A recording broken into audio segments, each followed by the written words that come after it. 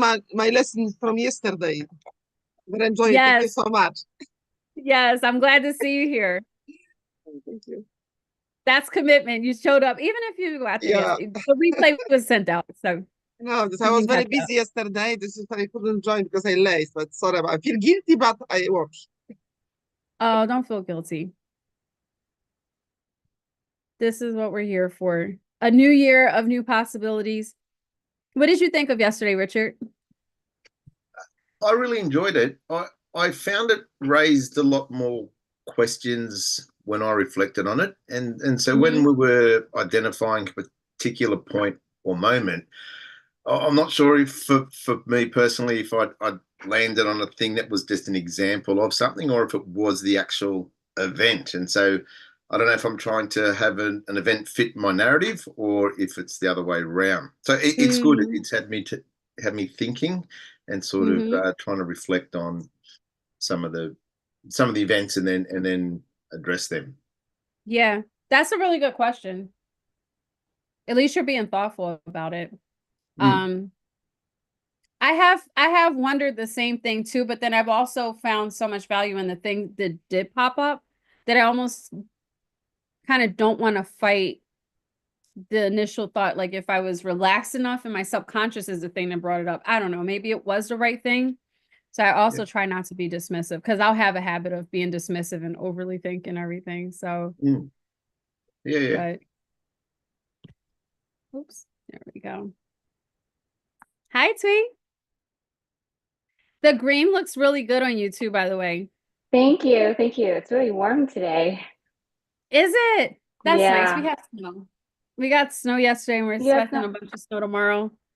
I love snow. Do you like winter sports? Do you head up in the mountains and do anything like that in your area? No, I'm more tropical blooded. I avoid winter sports, but I would love to try winter sports. I don't I've never done that.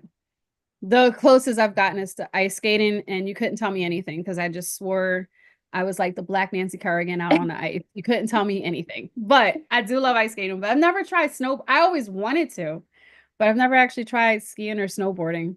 New year, new possibilities. New You year, could new try this possibilities. year. True. This is true. Did anybody start like a bucket list or like a dream wish list for this year? I started writing some interesting things down there, like as they were popping up. Um, I think one of the things I put on my list was to take some salsa dance lessons. Oh, yeah. Maybe even do a little tango. I don't know. I was like, this would be fun, just something fun to do. Uh, and I also put down singing lessons. Not that anyone wants to hear me sing, but I do a great concert in the car everywhere I go. It would be That sounds nice for it awesome. to sound better. That's awesome. I've been processing and thinking about building a list for myself for this year as well. And I think my focus this year was trying to explore things that make me uncomfortable and things that I don't Mm. like. And so before I knock it, I'm going to really put 100% effort in and try it before I knock it. So I think I'm going to try to do a half marathon this year. Oh, Yeah. that's a good one. Yeah. That We'll, sounds, we'll see. it doesn't sound fun to me, but it does sound fun. I always thought doing something like the Spartan race would be fun. Yes. Yeah. That sounds like really lots of fun. Um, Yeah, I don't know if I could survive that, to be honest. that's where my thoughts end with it. It's just like, I probably wouldn't survive that. I think by a friend of mine tried to get me to sign up, and I was looking at the site rules. I think like after like it was a stadium one, Hmm. but I think if you can't complete whatever the obstacle or challenge is, I think you have to do like 30 burpees. And I Oh, was like, okay. would I be able to do 30 burpees multiple times? Because I'm pretty sure there's a lot of stuff on here I'm not going to pass. So I would have to keep doing the doubles work. I'm no, I want to be an angel. I think burpees are from the devil. I'm like, they're Well, cruelest things you could do. They're I am great. on the same page. I am on the same page as you, Delia. Oh, I had to do some birthday burpees a few months ago, and they killed me. Not doing it Yeah, again. yeah. They're so good when you do them, but at the same time, I'm just like, who invented this? What is The wrong devil. with you? The devil. Yeah. That and I think my other favorite that I hate, but it's my favorite actually, I like more than burpees, are the split Bulgarian squats. Oh yeah. Mhm. There's so many variations to it, but it's so good. Oh man, Yeah. we can't stand up anymore. Yeah. Cars! Hooray! What How happened are to the you music? guys? You snuck up on us today. Oh, the music? Yeah, where was the music? Oh my God, I must have forgot to share. You gotta go away. I want to hear it again. Redo. I'm sorry you didn't get the music drop. You just popped up on me like, oh. Well, Carms, everyone.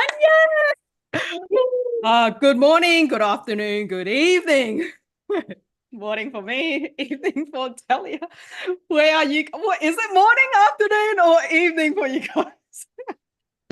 It's always fun. Oh, Sandra was said that afternoon? afternoon. Is that what Sandra said? Yeah, okay. Had to Yep. do a bit of lip read. I love it when people have their camera on. Thank you. Oh, okay. So great to see you guys. Sandra, Catherine, Richard, Mazana, saw you yesterday. Good to welcome back, Twee and Anna. Oh, okay, so welcome back to day 2 of New Year, New Possibilities. Today is knowing that you can learn new skills. So before we dive in, I'm like, I want everyone's cameras on. Hopefully more people will be joining us. You know what's really interesting? I did something new this time, which is I gave Eventbrite another chance. I haven't used them for a long time. And so I started using them, and like over 80 something people registered, and I don't know where they are. So I think something's gone wrong between Eventbrite and sending out the Zoom link. I've been trying to catch people by sending them out the email. So hopefully they'll see it some way or another and figure their way in. It's great to have you guys here. And Anna, if you could turn your camera on, that would be amazing. If you're somewhere you can't, let us know. So it really matters for the session because we're learning new skills and it's on the topic of influence and communication. So especially when this is geared towards attracting premium clients. So 3 things, right? First one is having the active. So in this session, I really want you guys to be actively participating and being all in, because the camera on thing, I know practically all of you have it right now. But this thing is really around authentic connections, right? Show up as you want your clients to show up. So high-level clients is always going to expect a certain level of professionalism and presence, and being on camera, that demonstrates to them how serious you are about your work. And so they're always going to follow what you do. So if you want people to be engaging in a positive way, to be smiling at you, to be really active, do that. Use this session as a practice session. So yeah, I love how Sandra's doing the head nods and stuff. It's like, yeah, I know she's following. And when you're doing those things, you know your clients, when you show up to your virtual events or live events, they'll be doing the same thing for you.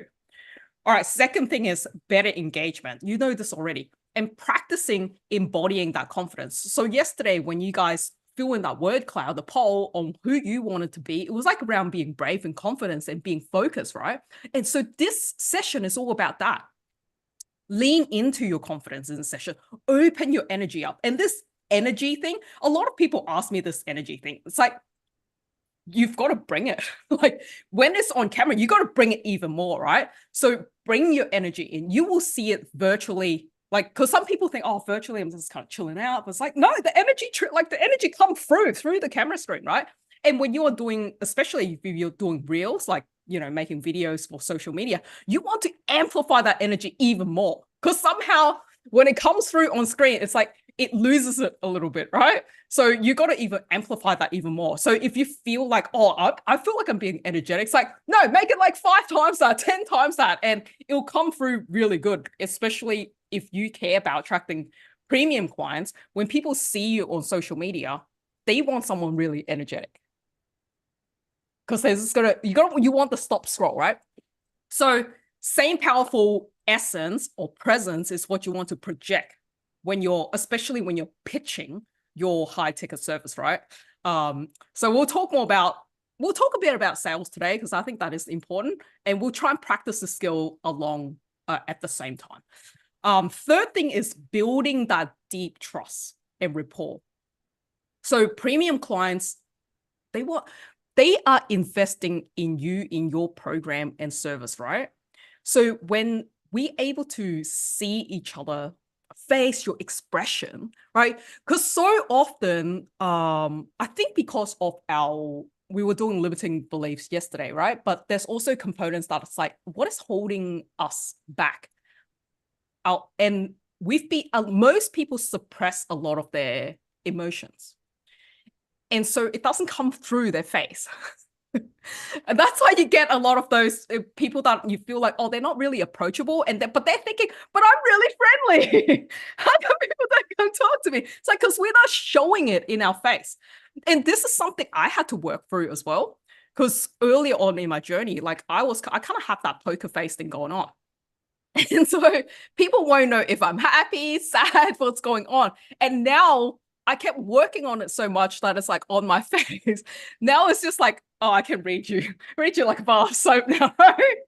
So yeah, these are the kind of things you want to practice. So that your communication, your message actually going out to the audience in the way that you want it to land. So look in the mirror, and here you can see yourself. So it's like, check your own expression. Oh, am I showing up the way I want to, how people want to see me? Am I sitting in the posture that people want? Like, is that how I want people to see me? Because all of this give a sense of something, right? You know that there's a vibe that goes out. So that's very critical in attracting your high value opportunity, whether that's client or whether it's people that want to work with you, right? Because when I'm in this space, and when you guys are in this space on the coaching space, it's always like, oh, do people want to jump into your podcast, or do they want to come into your event or collaborate with you? So every time someone see you, something is going to be in the back of your mind, right? Or the kind of person that they are. So yeah. So get comfortable, get energetic, like bring that in, and picture that. How do I really want people to see me? So, yeah, energy, so important. All right, when you guys are able to bring that energy, you'll actually feel your life change.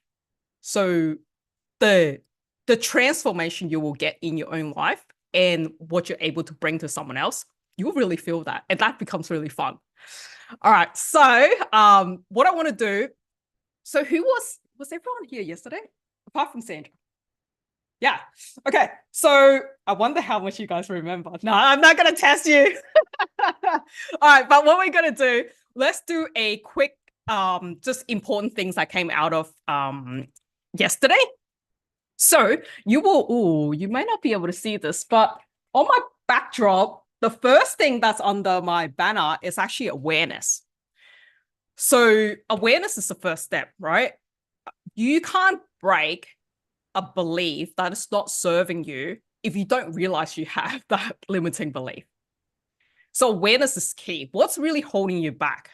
Because it's one thing to go, oh yeah, I'm just in my own way. But what is the thing? What is in your own way? You got to know, you got to have an awareness of that. So yesterday we identified the thoughts and just starting to touch on the emotions that are keeping you stuck when we were doing that group breakthrough, right? What emotion came up? What was the belief that's come up? So what kept you stuck during that? So we also did a bit of this during the poll when we worked through it, when we were working through it in the group and when we're doing the poll with the clouds. So Delia, do you have the cloud thing? Maybe pop it up so they can see that. So I could share screen too. How about I share screen? I'll do that.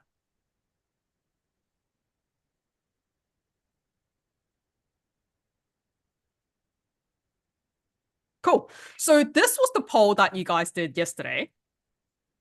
You can't see? Shaking head? Can't see the share screen? Oh.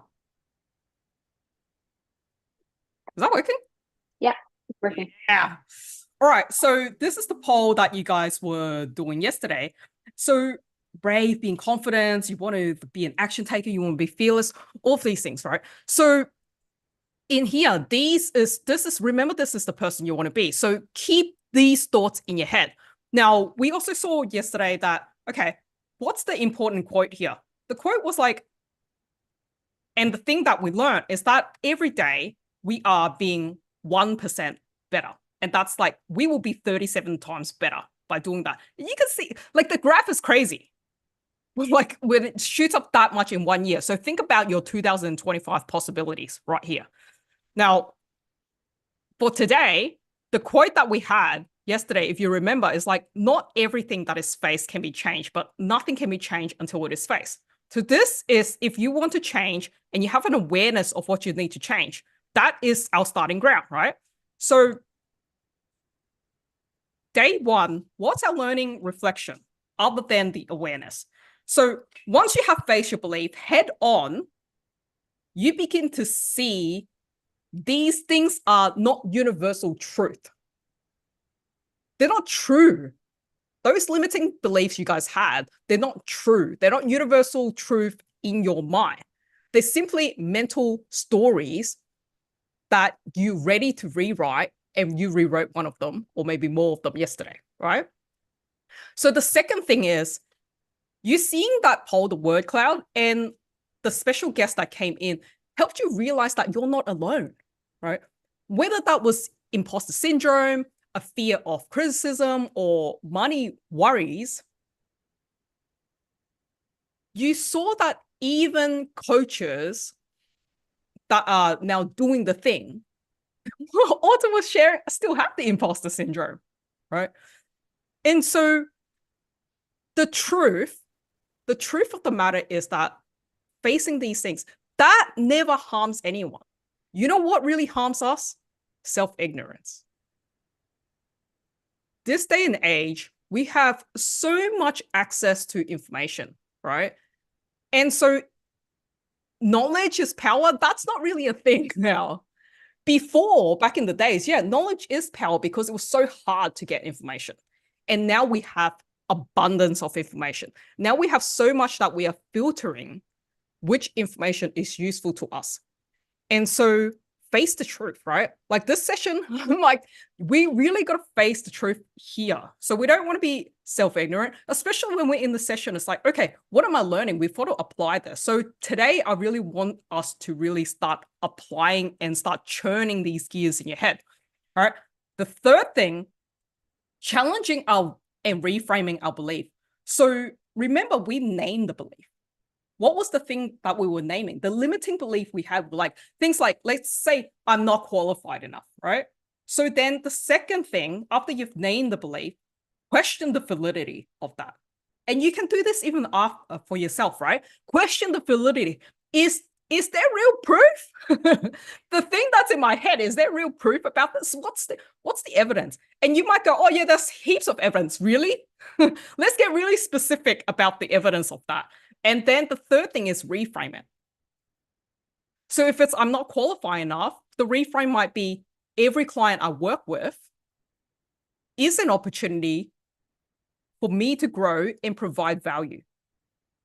Is that a true statement? You're like, of course. How every time you work with someone, of course it is an opportunity to grow and provide value, right? Every time. So the only thing that will stop people from like accepting clients will be like, they're scared to that. They're scared for that. That really means that if they have the mindset of I'm not qualified, then yeah, they just won't take people on. If you're not taking clients on, of course, then you're not growing. You're not having the opportunity to grow. You're not giving yourself the opportunity. Then how can you provide value? So it goes into this loop, right? So name the belief, question the validity, and then reframe it. Our beliefs are borders of our potential. Shift them and your world will expand. I'm going to repeat that again. Our beliefs are borders of our potential. Shift them and your world will expand. Okay? Fourth one, your internal work. You got a brief demo of that timeline therapy work on limiting belief removal I did. You may have came to my earlier sessions where you've seen me do more of that. If we have time, we might sneak in another demonstration on one-to-one, but we'll have to really find time for that. That might be a tomorrow thing. We'll see. Let me know if you guys want more live demo and more close ones in the chat. Let me know. We'll see where we can fit that in if that's something you guys want to do. Otherwise, what we're going to do, we're going to try and do more hands-on thing for everybody. Okay, so why does doing the internal work matters? Because by releasing these old baggages that you have is what's going to free up this mental space and emotional energy. You are allowing yourself to be that brave first version, to be that confident version, to go after your goal. When you're holding on to the baggages, that's actually the thing that's stopping you. When you don't have these things, when you're dropping them, you're reframing them, you free up so much space that gives you the time. Because you guys are like, oh, you know, I don't have the time, right? Work-life balance, these things. Yes, because we have so many things in our head that's cluttering. And when we have these internal turmoil that's inside us that people can't see, a lot of time we don't work on them. So when we work on this, it frees us and our energy naturally come out. When you're feeling great, right? You imagine this, all right? When you're feeling great, what can you do? Everything. When you have so much energy, what can you do? Everything, right? You're so much more productive. So we got to shed and do these internal work. All right, the fifth thing is that yesterday you chose to do one specific limiting belief to let go. Now, here's the key mindset shift. The awareness plus action is what leads to the transformation.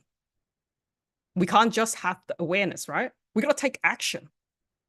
That's going to give you the transformation for yourself and for your clients. So, question, can you handle the truth? Reminds me of this guy.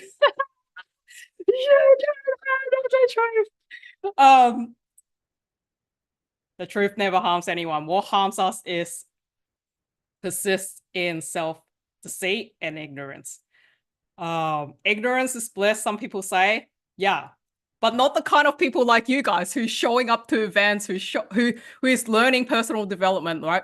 Once you have that, you're no longer ignorant anymore. You already have the information. So to have, you know what's the worst thing? To have awareness and then don't take the action. That feels bad, right? If you don't have awareness, then well, sure, yeah, ignorance is bliss. But if you're aware of it and then you don't do it, that is self-deceit. Why is that the case? Because you're lying to yourself and your body keeps score. Why do people lose confidence? Why do people not brave?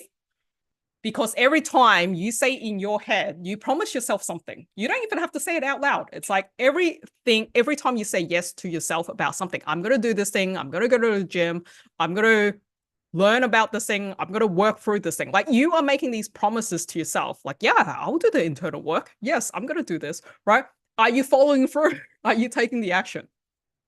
Because that's what leads to transformation. And unfortunately, a lot of people missing the action part, right? So the harsh truth I'm going to tell you is that most people want the $1 million reward, but they're taking a $30 action.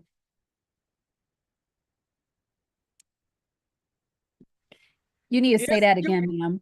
You got to say that again. That was so hardcore. If you want the high reward, which for most people, they want the $1 million, they're taking a $30 action. You want premium clients? You want the $1 million business? You want the $100,000 business? Is your action matching that value?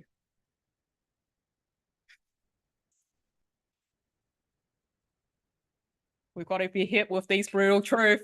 You got to answer that for yourself. All right. So a lot of you probably know this learning pyramid, right? Now, what happens is we typically go into like sessions like these, especially free ones, right? And then we're just listening. So when we're just hearing a lecture, we're barely learning anything, right? Like if we're just hearing someone give a lecture of some sort, right? And when we're reading books, which I have plenty, that only gives us like 10% when we're reading to be absorbing, to be really a learner. Because when we're reading, that's just like shelf education. It looks good on the shelf, right? And then when we are doing these things, right, the audio and visual, which is like, okay, cool. We're hearing something, we're visually there, that's 20%. So if you have the cameras on and stuff, it's like, okay, you're like at least in it, right? That's like 20%. I'm hearing you, I'm showing up. Yep, I've got this audio thing going. Now, the demonstration, which is kind of like yesterday, right? When we're doing the group demonstration, okay, now you're lifting your learning more, 30%. This is a demonstration, you can see what's going on. And then when you're actively participating, which is why I encourage people to like drop it into the chat, right? The discussions are like, okay, now you're really learning. Especially if we get to the point where, well, we'll do some Q&As today, because I want us to be discussing.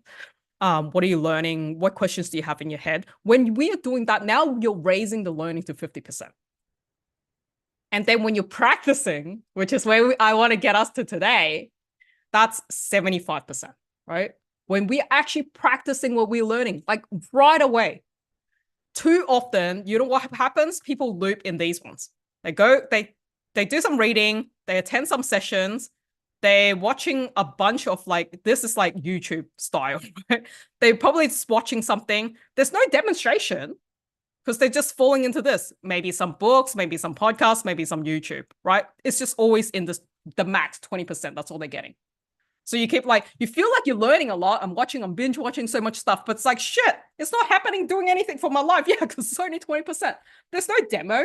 There's no interaction between you and the YouTube person until the moment you're like, maybe if you enroll in the mastermind stuff, okay, well, maybe you start to get some of that because then there's demonstration because you're actually in their space. And then when you're in like their masterminds or when you get to work with them one-on-one, now there's a real discussion of like, okay, this is what I'm really facing. This is the problems I'm having. And then you're having an actual discussion of like, going forward, right? Taking the steps towards your goal. Otherwise, it's quite difficult. So today, I really want us to start practicing. So we will do some breakout room stuff so we can practice what we're learning. And your aim really as a coach or as a coach that is attracting premium clients is you're teaching someone else. So this is if you want to learn and you want to attract people and you want to be a coach is what exactly this, teaching other people. So if you're on the borderline right now, like, yeah, oh, I've been thinking about being a coach, but I haven't quite got there. The best thing to do is just to do it. Become the coach. And if you got to start by just announcing to the world, like, this is what I'm trying to do. This is where I'm moving towards. And you're just helping people even for free at the beginning. Sure, just go, hey, I'm taking 5 people on. I want to help you. I want to help you with your life. I want to empower women, whatever that is, right? You might be a fitness instructor. Cool. I just want to help 5 people on their fitness journey. Like I'm pretty fit and I want to help 5 people. I've got a training program that I've put together and I just want to test it out and see if it works. Cool. Do that, right? Teach someone else. You got to validate what you have is a good idea. Once you've done the validation, and this is where a lot of coaches get stuck. The quickest way to get feedback, and a lot of people said yesterday that they fear failing, right? Fail quickly. Take the people on for free. Just help people for free. Fail quickly, get the feedback, and then do your second round, and then do your third round. Then that's what you can charge high on. Why? Because, you know, the first time when I first came out, it's like, I'll help people for free, right? Then I'll run a challenge. Does this thing work? Does my framework work? And the first, initially, it's like, okay, it's $200, right? Jump into this thing. Then the next time you run it, it's like, okay, if people pay $200 and they got a lot of value, you know, the next time you can charge more, right? So the next round is like $500. Cool. Can I still bring people in at $500? are they still getting the value? Do they leave the session happy, right? That's valuable feedback when you're teaching. That's how you grow to earn more and more money, because you go, okay, $500, people were pretty happy. Can I charge $1,000 now? Does that work? All right. And then you go up from there. So people going, okay, I don't have the confidence, or I don't have the qualification, or I don't feel like I have enough, is because you probably really don't, right? So you got to do it. That's why the action, right? The awareness that, okay, yeah, there's a bit of a gap between where and where I want to be. Okay, let's fill in the gap. Take the action. Do the thing, do the thing, do the thing. And before you know it, by the end of the year, you'll be the premium coach. Got to start though. Yeah. All right. So let's see. You guys had, yeah. So these were the things that you had, like fear of failing, imposter syndrome. These type of stuff. The way to get past them is to take action. That's what will eradicate all of this. So what I want to do is I have an AI thing I want to show you guys, which I think is a bit of fun. And yeah, let's do that. So that you know you can learn new things to begin with, and an easy one first. So what I'm going to do is I am going to share screen with you, and you can see exactly what I'm doing, because you will have access to this and it's free. So let's do that. I'm just going to create a new sheet. So I'm just on Google Drive. I'm going to start a new Google Sheet.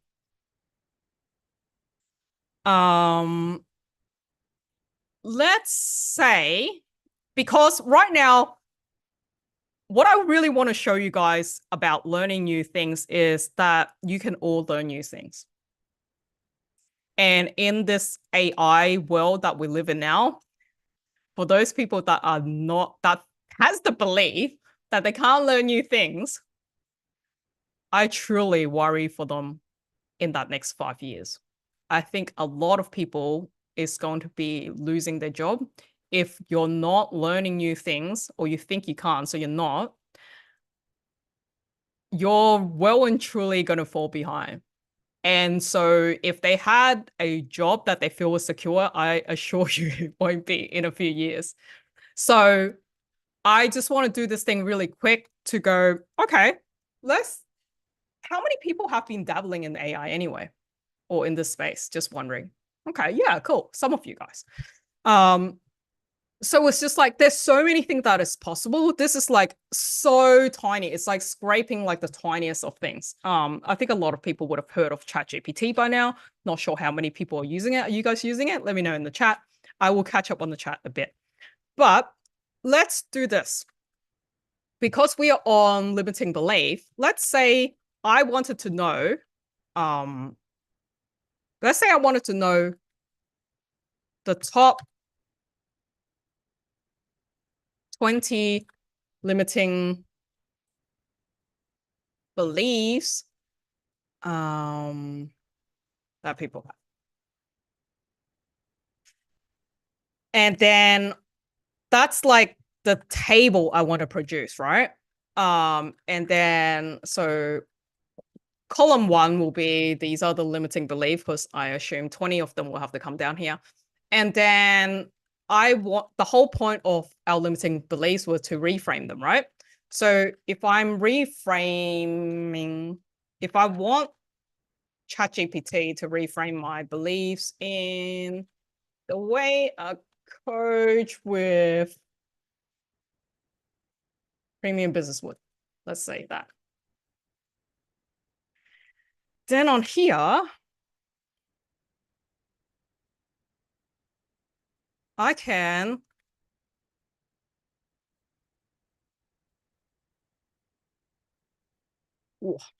press too quickly. So I'm trying to do this thing. Have anyone seen this? Probably not. I'm like, is it going to work? I love it when you do demonstrations and then could fall apart. Yeah, it's going to be. I could see this thing was like, something has gone wrong. So See how when I was typing this thing,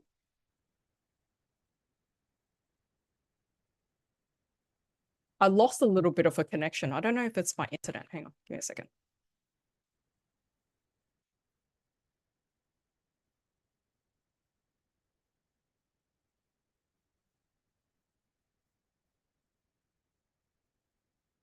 Okay.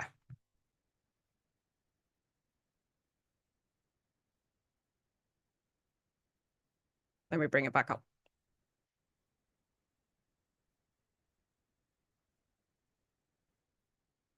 So this thing, when I type this thing in, I just added an extra there. When I type this thing in, this thing actually pops up on its own. So you can see that this thing will pop up. Okay, these are the common beliefs that people might have. Success is for others, not me. I can't change my circumstances. I always fail. I don't have enough time. I'm too old to start something new. I need to be perfect. And it would actually populate this for you, the reframe. And I just added an extra one because sometimes telling a good story about the belief helps. So I'm not good enough. Everyone has unique strength that can be developed. The way our subconscious mind works is actually by stories. So just like a seed has the potential to grow into a mighty tree, you have potential to achieve greatness. Right? This is really going to help you if in the cases that you're like, oh, I've got this limiting, my client have this limiting belief, but I don't know how to reframe it, right? Okay, success is for others, not me. Well, success is a journey that anyone can embark on with the right mindset and effort. Think of a marathon runner. They start at different point, but can all finish the race with determination. And you know that is true because you can still walk that the rest of it. I can't change my circumstances. You have the power to create change in your life through your action and decision. Just like a sculptor who can transform a block of stone into a masterpiece, you can shape your future, right? When you look down this list, it isn't very dissimilar to the list of things that you guys wrote yesterday, which means that the beliefs are so common. It's not like just you, right? These are common beliefs that everyone have. And so you need to have the awareness that these things aren't true and to break the beliefs. So look at the reframe for each one of these. Now, can you do this in another way? Sure, you can totally actually just ask ChatGPT. You can ask ChatGPT, hey, top 20, give me top 20 limiting belief.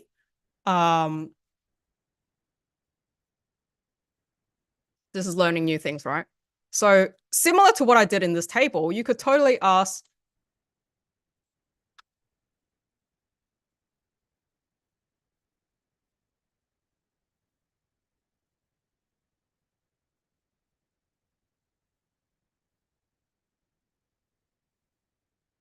put it in a table for me.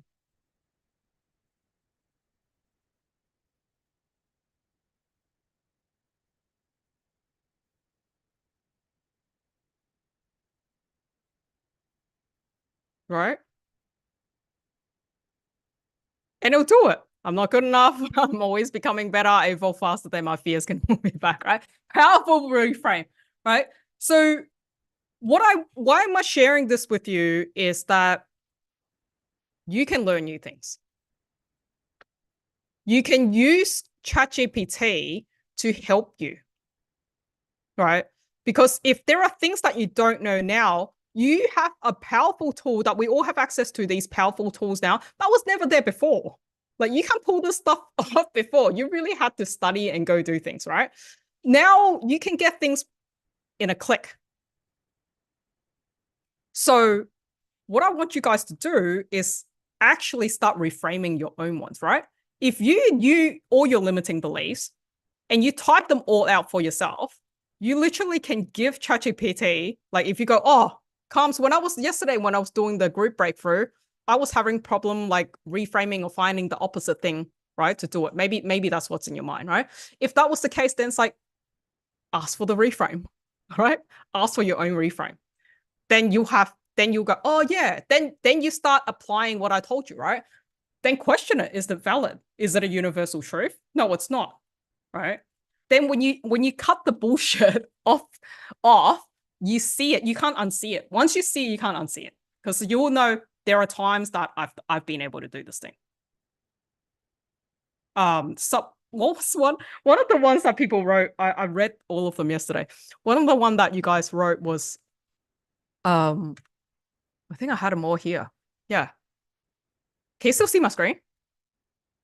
Yeah. You guys had, these were the ones that you guys actually wrote.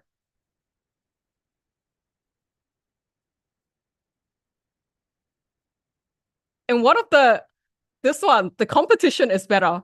The competition is better. It's like, I thought this was funny because when I was reading the list, I was like, the competition is better. That means the competitions are better than me, right?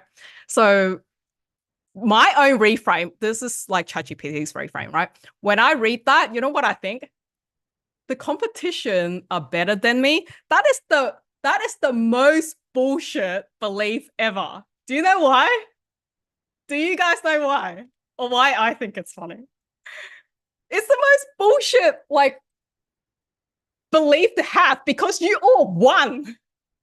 How can the competition be better than you? You literally won the competition. That's why you are alive. Yeah, you swam the fastest into that. You were number one, and that's why you were born amongst the I don't know how many thousands of competition that were swimming little tadpoles. Like, we won. That's why we're here. Competition is better. What the fuck?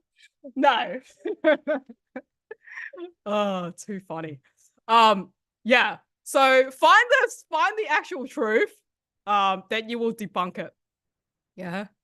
All right. So identify what it is, question it, reframe it. All right. What I want to do. Oh, what time is it? Okay. What I want to do is quickly pop you guys in breakout rooms. Like, you're gonna do this for each other, right? Because we talked about it for a little bit now. What you're gonna do is help the other person. So the other person go, okay, what's your limiting belief? Just ask them that. What's your limiting belief? They'll identify it for you, right? So competition is better than me. When you hear it, do a funny face like that. It's like, oh, okay, competition is better than you, right? You know, like, you know, you smell bullshit, right? I want you to do your smell bullshit, but it's like, really? That's your limiting belief, okay? So you question it for them. It's like, you look for the evidence for them, okay? Oh, really? Is that always the truth? Well, write it down, right? If you need to write it down. Is that always underline? Is that always the truth? I bet you it cannot always be the truth, right? And then you ask them this, you're still stuck on the always, ask them this. When has this belief been proven wrong in the past? When has this been proven wrong in the past? Right? So question it. Where's the evidence that this is always true? And when has this belief been proven wrong in the past? Right? You'll engage in the conversation. You guys will both find it funny that that person even had this belief. And then you will reframe it together. Okay? You can either help them reframe it or you'll probably comically reframe it together. Okay? All right. So let's practice your new learning. Delia, can you put them in breakout room and let's see how we go. You guys are gonna Learning see skills. a box pop up. This asks you to join the room if you've never done a breakout room. I will send you guys some Please, prompts yes. when you're in.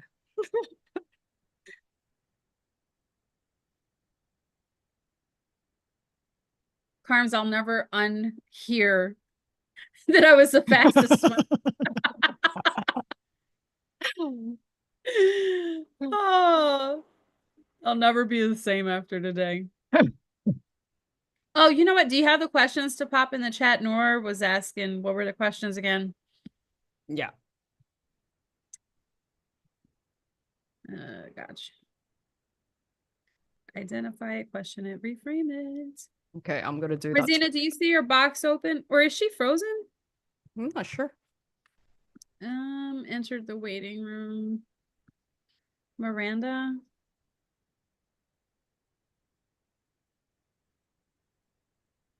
Hello, Miranda. She just joined. Hi. Hi. How are you today? I'm doing good. I got kicked out of the group a little earlier, and I was trying to get back into it. Oh, okay. Hang on a second. Let me get you back to the room. We're doing breakout sessions. Did you hear the breakout sessions that we were doing? No. Okay, well, since you're just joining, I'm gonna send you to room 3, but they're just small group discussions. Carnes, what were the 3 questions? Reframe oh my gosh. Identify it, question it, And reframe it. Yeah, just jump Thank into a room. I'll broadcast it again. Okay. I get the hint. I will catch on real quick. All right. You'll see a Okay, box thank you. pop up on your screen that says join room 3. Okay. Thank you.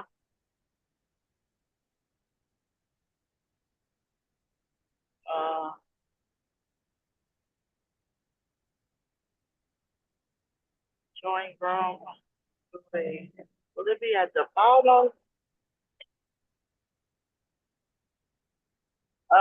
Will it be at the top or the bottom?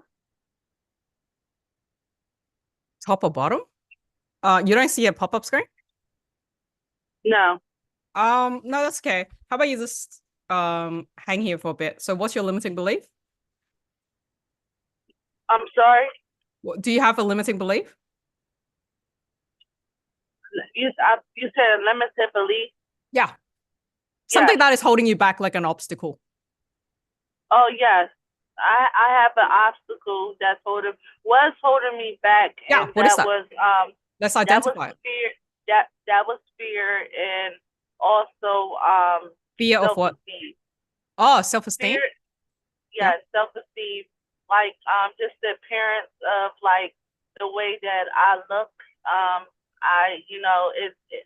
It was like kind of hard to go out there and be able to talk to people because I was so scared of being judged by the way that I look and my nationality and things like that. Has there been times when you had conversations where you felt really good? Where you're not judged? Have you ever had conversations where you're not judged? Yes. Yeah, of course. Certainly, I had a lot of conversations when I wasn't, judged or felt judged. Sometimes you just can't. A lot of people can't see the vision that you have, and sometimes they're not fear and leave you hopeless of saying, "Oh no, no one's going to listen to it." But then I have other people tell me like you have an inspirational story on how you grew up, and it's a lot of people that can take your advice and that can move forward in life if you were to knock the fear out and step out your comfort zone. Yeah. And So what is it that you want to do? What's your goal, Miranda? My goal is to be a motivational speaker. Okay, awesome. So if you want to be a motivational speaker, screw the other people that tells you any negative things, right? Right. The right people is going to come to you. So what you want to do is literally go out and share the story. If 10 people resonate with that story and 100 people doesn't, who cares? Right? There are so many people that is your color. There are so many people that need you. Like, look at Delia. she's what color is she? Like, look at me. Like, we're minority. So it's like we don't have the white privileges, so to speak, right? So, we will still draw because those same people are needing you. Like, someone that's dark skinned, they may not resonate with me, right? Because they want to see someone that is like that look like them or similar to them. So you will be a motivation to those people, right?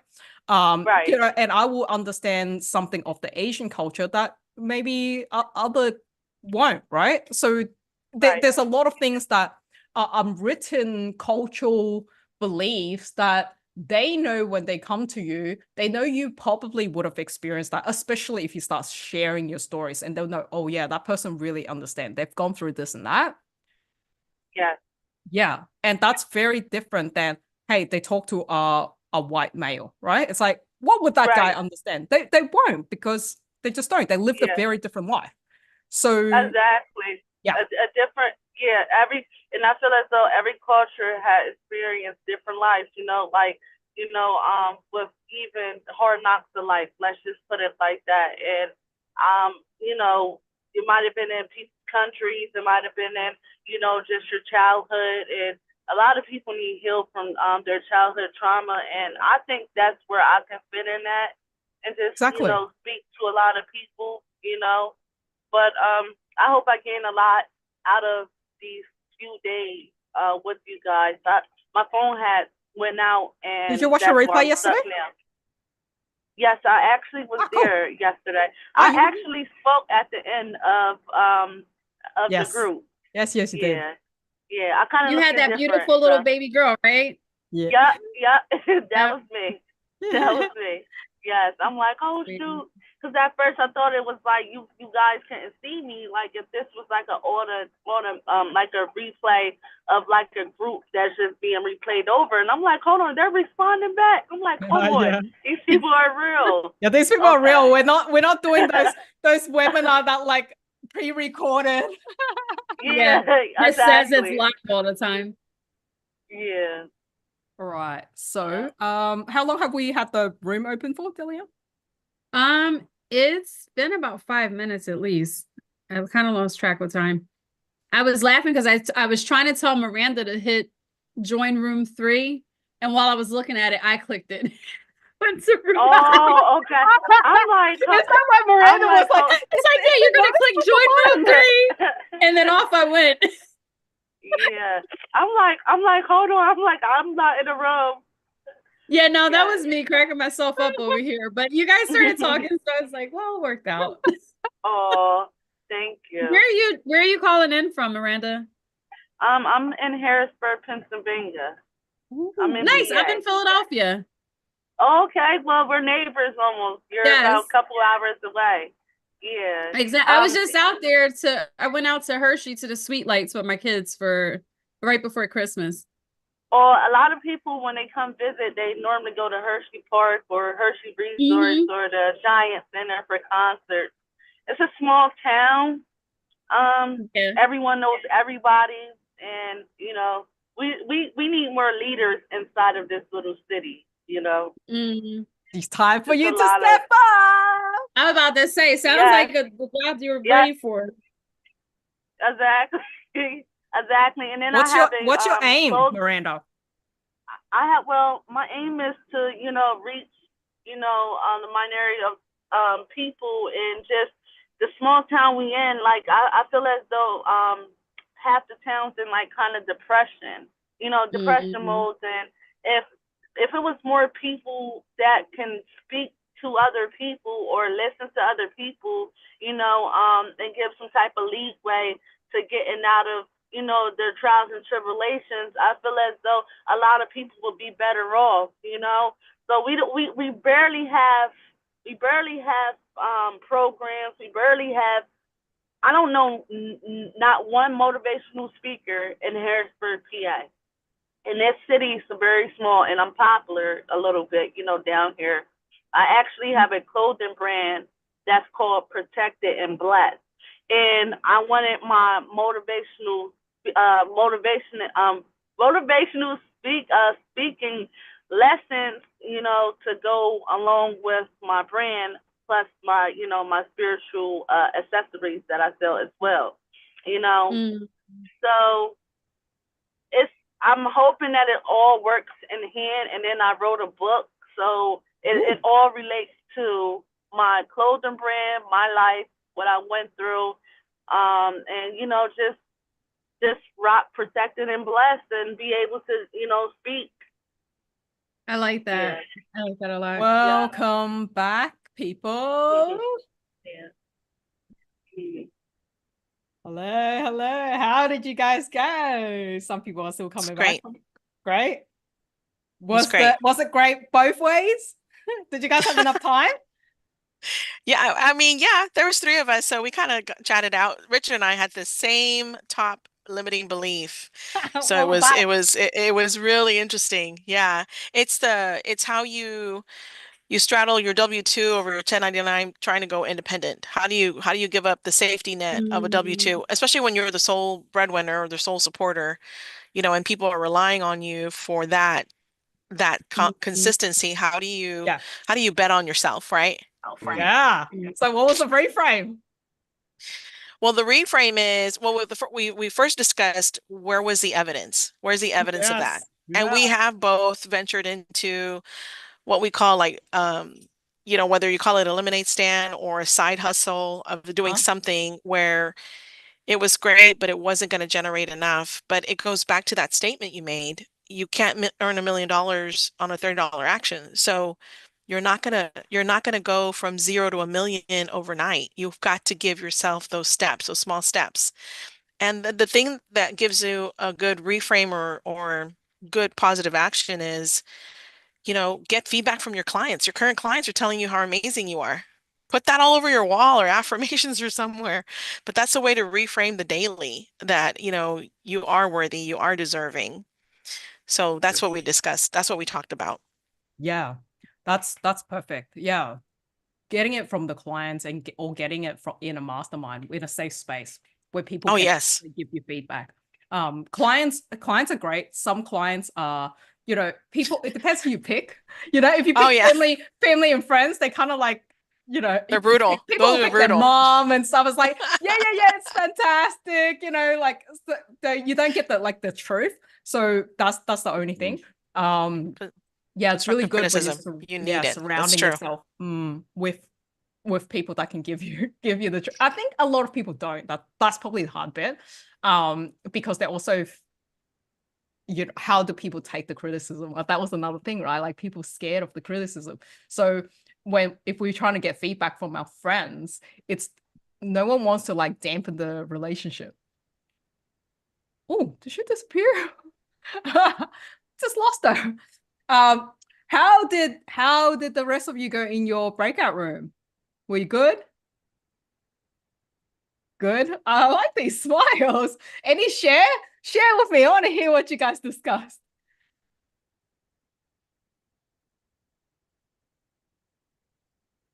Karen or Noor? You guys have a big smile. Karen's like, yeah, you go. No, let's see. You guys are poking each other. You know what? This is what we call rapport. That's rapport right there. You can tell that Noor Karen has rapport. Karen, you got to show up and be visible. Oh, yeah. Go, Karen. Let's hear it. Go, Karen, go. I haven't gotten over it yet. Let's hear it. I love this. Yes. That's a good demo. We had Anna jump in at the end as well. So I think between Noor, Anna, and myself, yeah, we all have the fear of the judgment and the imposter and the being seen and all of the good stuff. And we all came to the conclusion that we're human. We are. And we can do it. We can. To us. You know what's funny? That's what I go to too. It's like, would I die? No. That's what's usually in my head. I'm like, I want to do this thing. Would I die? No, I won't die. And then, okay, it's fine. What's the worst? What is literally the worst? It's not that bad. So what was the reframe? Besides the being human, what was the reframe? Praise. Oh. Yes. Good. So you were praising each other that you can do it? Yes. The judgment can turn into being praised, can turn into having feedback, can turn into compassion. That's awesome. Yeah. And I think one of there was this guy called Evan Carmichael that came into the Q&A, and that was like the question that was asked, right? And he was like, the greatest thing you guys can have is the community. It's like surrounding yourself with people that are supportive, and that goes to the praise, right? It's like, and we had this like snowboarding analogy where we'll like be each other's tail guard, because I was sharing with him that initially when I snowboard, I really sucked right at the beginning. And so what's the fear of snowboarding? I'm afraid I'll break something, right? I'm going to fall.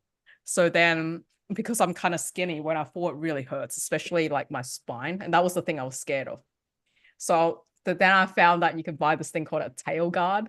It's like this foam thing, and you basically just put it over your ass, kind of like on your back, lower back, right? And you clip it on. So when I fell, it's like, it's cushy, right? So Yeah, that's like, be each other's tail guarders. I think that's quite beautiful, right? It's like when people fall, it's okay. We can pick you, we can help you back up, and we keep going.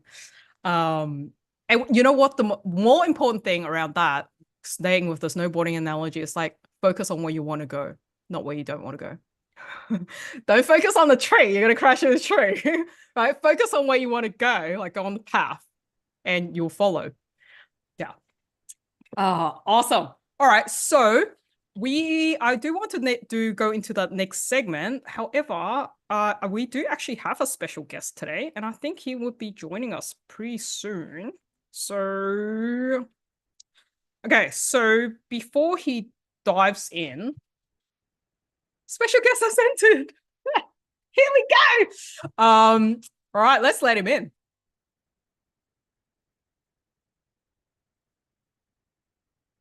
Can you see him? Special guest, Raisin.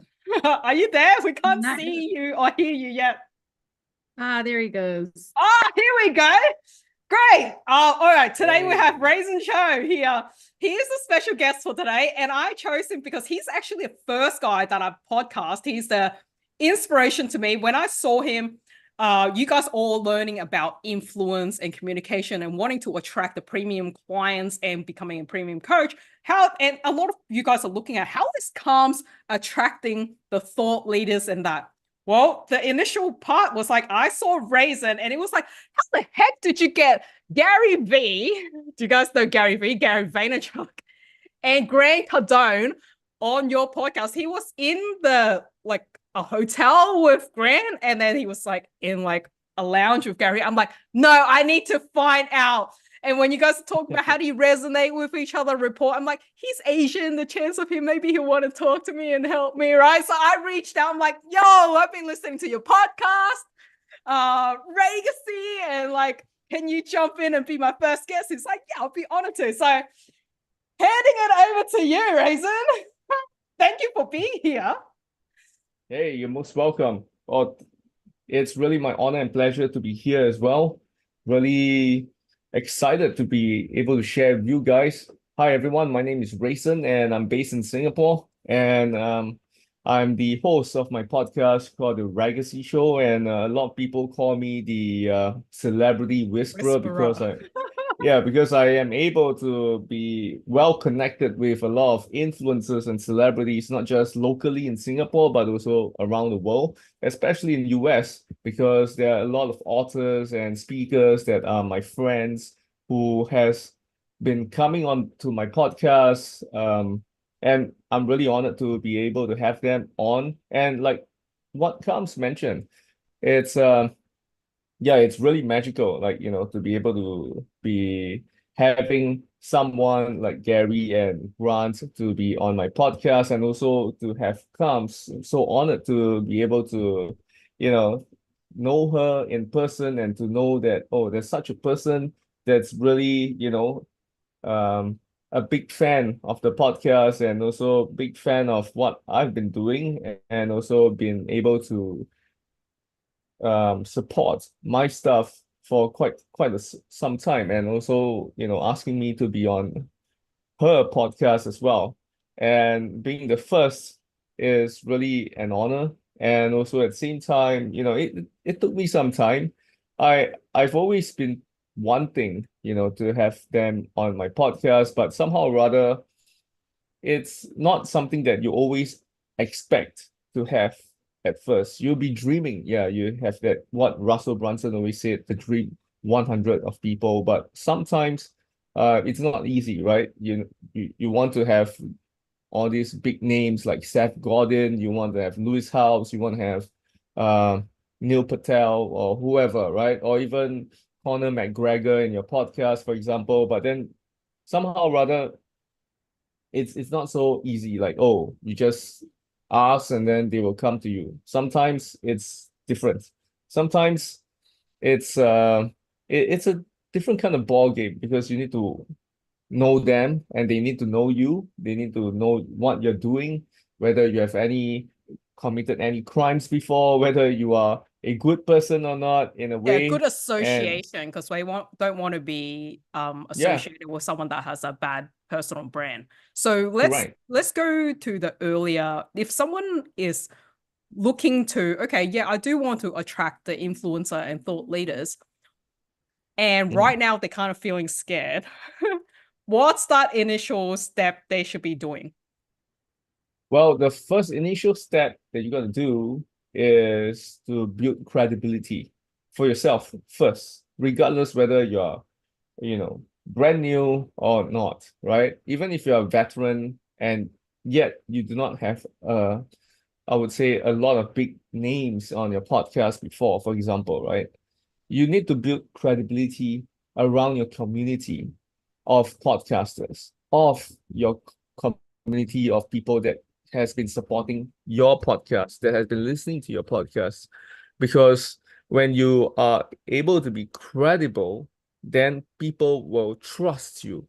People will want to come to you more so than you being somebody that's famous in a sense. I've heard of this phrase that was given to me by this guy called Ray Higdon. He's one of the best in network marketing in the States. He's a mentee, a student of Grant Cardone. So he came to me and on the podcast, he actually told me this.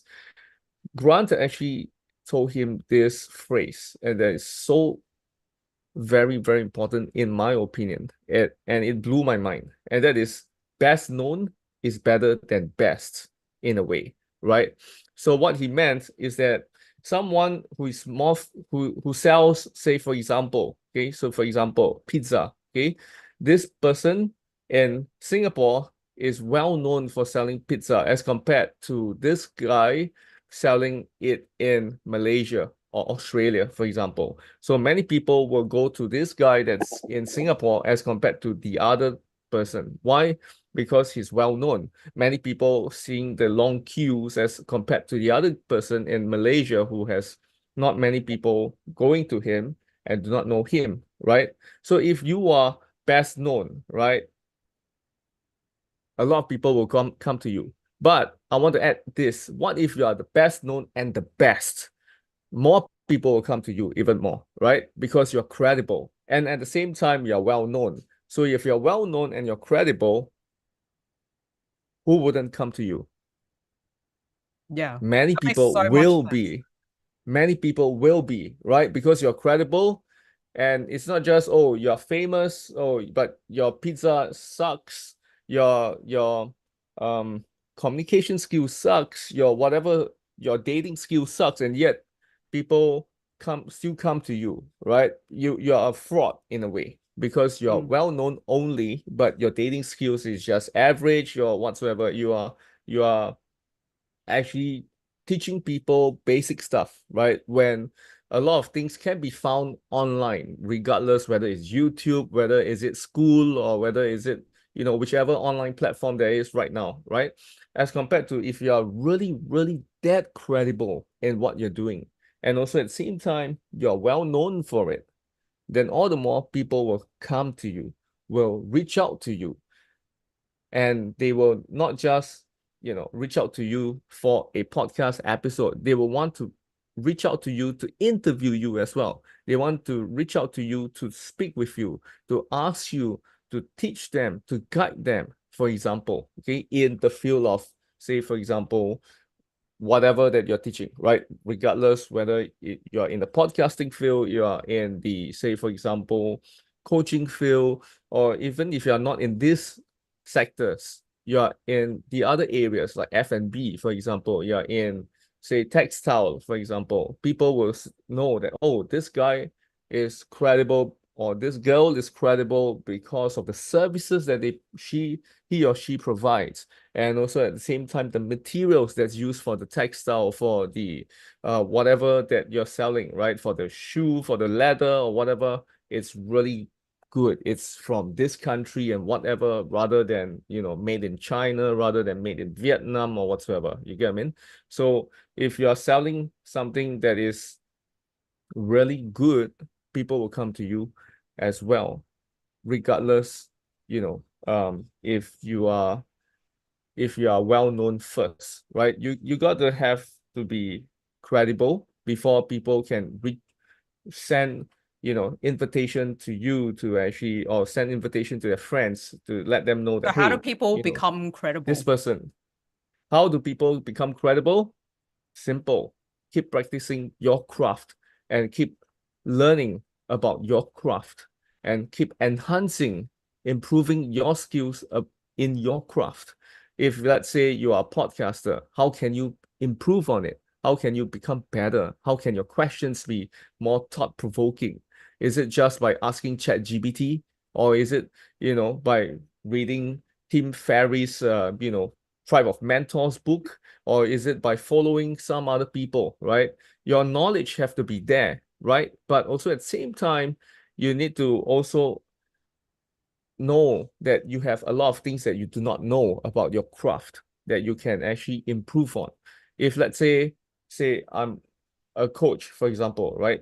There's so many coaches out there that are better 10 times, 100 times, 1,000 times. Some can be even better than Tony Robbins. It's just that they are not well known, right? And then you found this person, right? And then this person is way better than him. And then you realize, oh, wow, this guy is better than Tony Robbins. It's way better than Brandon Burchard or whoever. And then you realize, wow, these skills are really useful. And then you start to share with other people. One is one word of mouth, and then after that, people get to know about it, and people will tend to listen to friends and family members who have experienced it and seen transformation in them, rather than people just watch YouTube ads and then, oh, I've helped this person, and then this person says, oh, Tracy is really good, or whoever is really good at what he does, and then you watch the video and then you got sold by it. But versus the person who tells you, who shares with you, and you've seen the experience, the transformation of this person, then you realize, wow, this person is really good. You realize that the other person is really, really good, right? So yeah, you got to keep practicing, keep learning, keep enhancing, and also at the same time, from there, word of mouth is really powerful. It's like network marketing. Like when people is like sharing about you or sharing about your products and services, pam, boom, it really goes like a wildfire, right? So this is how you become credible. And then after that, you go and start using your skills that you have enhanced by sharing. If you are in the coaching scene, if you are in the mentoring or say training scene, right? Go and practice and share it with people, right? Teach them whatever that you are really, known for in your craft. If you're in terms of arts and craft, if you're teaching people about that, if you're teaching about NLP, if you're teaching whatever, go and practice by teaching them and then see how people respond to it. And then after that, once you see people responding to it, and then you realize, okay, so this is how it is. And then after that, you see their transformation and then tell them, hey, I've seen your transformation, which is good. Can you give me a testimonial about it? And then people usually will say yes, right? So that's when you use your ads or whatever, right? And then share it with the next batch of audience, next batch of class, next batch of training, right? And then people get to watch it and see it, and then they realize, wow, this is good. This person is really credible. And then after that, pop, because that is your friend, that is someone that you have actually been interacting with, and then pop, and then that's when people start to share, and you start to share and start to experience, start to try it out. Oh, there's a free trial and all. So that's when all this actually comes in play. So that's when, you are also at the same time, the person who is teaching, the person who is mentoring, the person who is sharing is also learning, oh, what fits my audience, which one doesn't. And then this where you customize it for your audience as well, right? So that's how we do it. When we did like the limiting belief and what's like stopping people from going after the thing they want, fear of failing, imposter syndrome, right? How would you get through that? Wow. Just by doing it. I mean, many times, Yeah. it's very easy to say that, oh, you just do it, impossible is nothing. But somehow or other, sometimes in life, you got to experience it. It's just like motherhood, right? For women who's pregnant, you can't be like telling people, oh, I'm so scared of giving birth. I scared I'll die. I scared of the pain, and then you don't want to give birth to the kid that's in your tummy that's for 9 months and it's due, right? You cannot be holding it so tightly. No, I will not let it come out. No, you won't do that, right? That's absurd. It's like, letting the like God, if whatever you believe in, Allah, God, or whatever that you believe in, right? Telling you let nature flows. You go with the nature, right? So you gotta just let the baby out rather than hold it so tight and then just die in internal bleeding, right? Whatsoever, right? So you get what I mean? So Yeah. it's the same when you are actually doing it, practicing it, you will be able to improve from there. You'll be able to gauge, oh, what works, what doesn't work, what helps, what doesn't, right? So it's the same thing. So it's What the same about thing goes. handling criticism? How can they face Criticism. the judgment and criticism? Judgment, criticisms are always there, will always be there. Once you have haters, successful people always say that once you have haters, means you're on the right track in a way or another, right? In a way or another, regardless whether your parents don't like what you're doing, regardless whether your great-grandparents don't like what you're doing, okay, depending on your age, right? Or your cousins or your besties tell you, oh my God, Kareen, this isn't working, you should find a job. Sandy, you should get a job and then you go 9 to 5. You get what I mean? But no, it's not like that. Sometimes you want to do something. You have friends who are worried for you, who your parents or your family members who are worried for you. Yeah, that's their own protecting mechanism to help you to ensure that you do not fail in whatever that venture that you are in. But somehow or other, when you are actually doing something and you show some results, you won't be criticized. You won't be criticized by family. But of course, there will still be trolls out there on the internet, right? The keyboard warriors, you call it, that will be typing, oh, Richard is not the best at what he does. Oh, Marzina is not good at what she does, right? But who cares, right? As long as you are doing it for yourself, for your community, for your audience, and you're adding value to people who is actually, getting the rewards from it, getting the outcome out of your coaching sessions, out of your podcast or whatever, you will be able to feel that, wow, you are actually putting in effort and you're adding value to people's life. So who cares about what other people say? Of course, sometimes you will be affected when you first started out, no doubt. When I started out being a podcaster and I managed to get Gary Vee, Grant Cardone, Steve Sims, David Meltzer, and so many other people that's from the US, right? Many people, I wouldn't say many, there were a few trolls actually. There were a few trolls who were actually, in fact, one of them, I know him personally, but unfortunately, he's mentally unstable, right? So he actually said this, which I posed a question after that on Facebook, right? So that was a while back. So that was like what, 2018, 2019 period, or even 2017, 2018 period. So what happened was this guy, let's call him G. Okay, so G actually told me this in message. He was like telling me, hey, you know what? You should earn the same amount of money as compared to, Gary, Grant. You should earn the same amount as them so that you can interact with them. You can have a podcast section with them. But who gives a fuck, right? No, even news anchor ain't earning as much as them. Even say, for example, TV presenter, interviewer doesn't earn as much as them, and yet they are able to speak with them. So it doesn't mean you have to have the same amount of money in your bank account or the checks that are coming in as them in order to speak with them. You get what I mean? Yeah. You don't need to have the same amount, do not need to earn the same amount of money. If you earn the same amount of money and you're able to interact with them, sure, good, by all means. But if you're not earning the same amount and you think you are you're below them, you're lesser than them, and you shouldn't be talking to them, then I have to screw you for thinking such thoughts. Because everyone are put in this world the same platform in a way or another, right? Regardless whether you're religious, regardless whether of the race, regardless of the country they're from, whether you're from the same caste system or you're from whatever, right?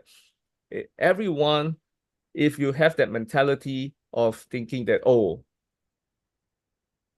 he is the same as me, she's the same as me, then all the more, regardless whether you are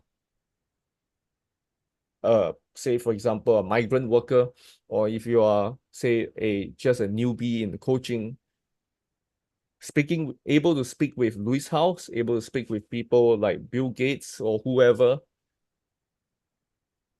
just treat them as in the same playing field as you'll be able to speak and even collaborate with so What do you many think it other is? people. What do you think in my that opinion. is, Raisin? For the people that is thinking about that, because I obviously I got to meet Lowell's House and he came in as well, and I think Yeah. we had conversations around that. It's like, oh yeah, I'm trying to get this person in, and that. I agree now that it isn't you have to have the same amount of followers or earning the same amount, because there's a big gap if we're measuring on that, right? And yet these people do come in. So what is it? Is it the energy? What do you think it is that still draws them, or it is just literally they do see a younger version of themselves? What do you think it is from their perspective that allows us to still be able to speak to them even though we're kind of far, for the people that still have that perspective? It's the same as what I mentioned earlier on, and also what you've mentioned. Like, these people, they see a younger us or younger them in us in a way, right? So they would want to give back to this, to us, to share with our audience, our friends, or even just to ourselves. Selfishly, some of us want to meet them, right? In a way, and right?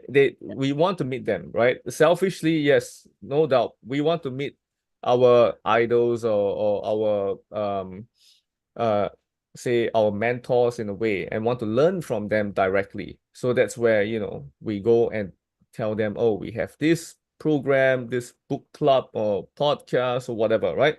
Then after that, they usually also want to see whether are you credible or not. You get what I mean? Yeah. So if they find that we are not credible, then of course they wouldn't want, right?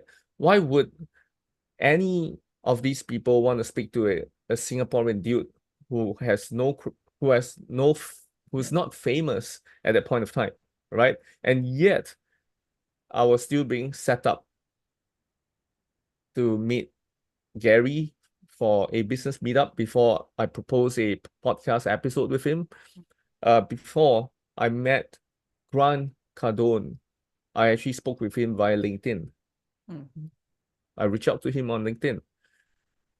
Gary was through a mutual friend of ours. So you can call me lucky, by all means, right? And there's so many other people that were actually reached out to me through their agency. So for example, their personal assistant or even their PR agency actually reach out to me via my email, via my DMs. Why would they want to reach out to me? Is it because I'm famous? No, I'm not. I wouldn't say I'm famous. When I go to Sydney, nobody say hi to me, right? No, except for Cubs, right? Yeah, she's a raving fan. Probably the rest of you, if you are in Sydney, and when I happen to go Sydney, and then probably Delia is like, hey Raisin, oh yes, finally you're here. Oh yeah, sure, yeah, right. Okay, hey man, But to me, fame is not something that I would say we should chase after. Ironically as it sounds, fame is a byproduct of your credibility, of the results that you have proven to people that even if you are not proving to people, ironically as it sounds, sometimes a lot of people will say, oh, I'm gonna prove to other people or my competitors or whoever, right? Or you are religious, you say, oh, I got to prove to God, Allah, and that I'm good and blah blah blah, right? But then again, somehow or other, reality, ironically as it sounds, sometimes, yeah, you are literally proving to these people that you're that damn good, you're this and whatsoever, so that people can come to you in a way, so that you are the Jesus, whoever that people will follow, right? Jesus or podcast in a way, or whatever, right? People will come to you in a We've way. got a couple of right? questions, Raisin. When you Yeah, were sure. starting out, did you get knocked back more than people saying yes or being accepted? No, I've been accepted more so than I've been rejected. I had a few rejections here and there, yes. And the rejection was I think it would be quite ridiculous if I were to say it. So there's one rejection that I got, right, which was quite ridiculous, was that we were actually going to do Facebook Live, right? We were actually live together. Okay, so last time I was doing Facebook Live with all these guests, together with the audio podcast and in a way. So I was with this guy, so we were actually speaking, and then we said, okay, let's go live, pop, okay. And then after that, the whole connection was very bad. We can't even record the whole thing, and I was like, oh shit, I was panicking because everything was like was kind of slowed down in a way, and you can see my mouth moving. It's like Matrix, like slow-mo. And I was like, oh shit. And then and everyone that was watching, there was like hundreds of people watching, and then I was like, oh shit. And then after that, the guy was like pissed off that it was so slow and so laggy, and he decided to leave. Just during the start of the interview, and I was like, oh shit. And this guy was pretty big in US in digital marketing, so I was like, oh man. And then I texted him, and he decided not to talk to me. So I was like, oh crap. But recently I spoke with him, and he was okay. We are cool, so it's good. So no bad feelings after that, in a way. And then of course there are people who actually wanted me to pay. So of course I didn't want to pay, because I told this person that, hey, I got Gary, I got Grant, I got all these big names who I didn't pay at all. And some of them even paid me, or even gave me autograph books or whatsoever, right? Or merchandises, right? So I was like, telling this person, hey, how about we do it for free? And this person was like, no, you got to pay me $8,000 for 8 videos. I was like thinking, what? 8 videos? What can we do with these 8 videos? I can't think of anything other than, talking about the book that he has written for many years that was superbly huge in the market in a way. And I wouldn't want to name the person. Probably comes know about this person that I mentioned before, but I wouldn't want to name him in a way. But yeah, so I got rejected after that, and of course he did ask me to buy Bitcoin, buy crypto with this person and using his link. I was like, no, I wouldn't want to do that because that was superbly volatile back then. So of course, if only I bought Bitcoin way back before this person talked to me, right? But of course, it did go up a lot recently though. Oh yeah, 110K, yeah, around there, right? And then of course, few years back it plummeted, and then now it became 100K at least, right? But of course, we've got another question for you before you jump off. What strategies or skills did you develop to conquer your limiting belief? And what advice would you give the people that are in the beginning of their journey, in your beginner self, if you had the chance? Wow, I mean, basically, when I first started off, of course, I need to learn more about podcasting, right? I need to understand how to do it, right? Podcast, how to ask questions, what kind of questions to ask. Networking skills is really important, right? How to network with all these people, how to even like get them to actually be on your podcast, especially when you first started out.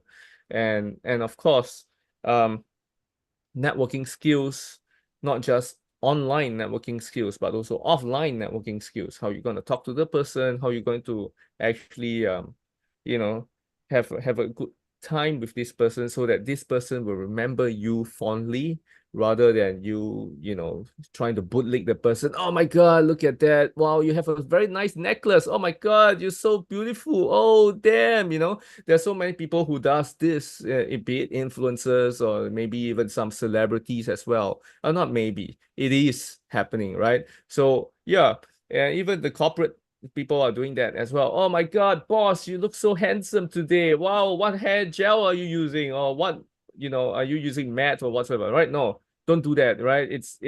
Oh wow, your teeth is so white. No, don't do that, right?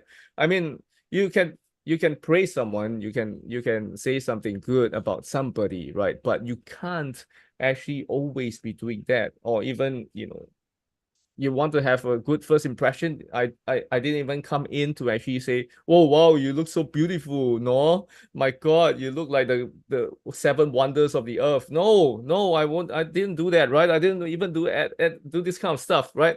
So you got to be genuine in your compliments about somebody, right? You got to be complimenting people, but don't always flattering people, complimenting them all the time in one conversation. They will think that you're nuts, right? Right, in a way, right? Can you imagine like someone like keeps saying, hey Cubs, you look so cool. Oh my God, look at that suit you are wearing. Oh my God, you have such beautiful teeth. Where do you go? Which dentist do you go to, right? No, that's not the playing field that you're at, right?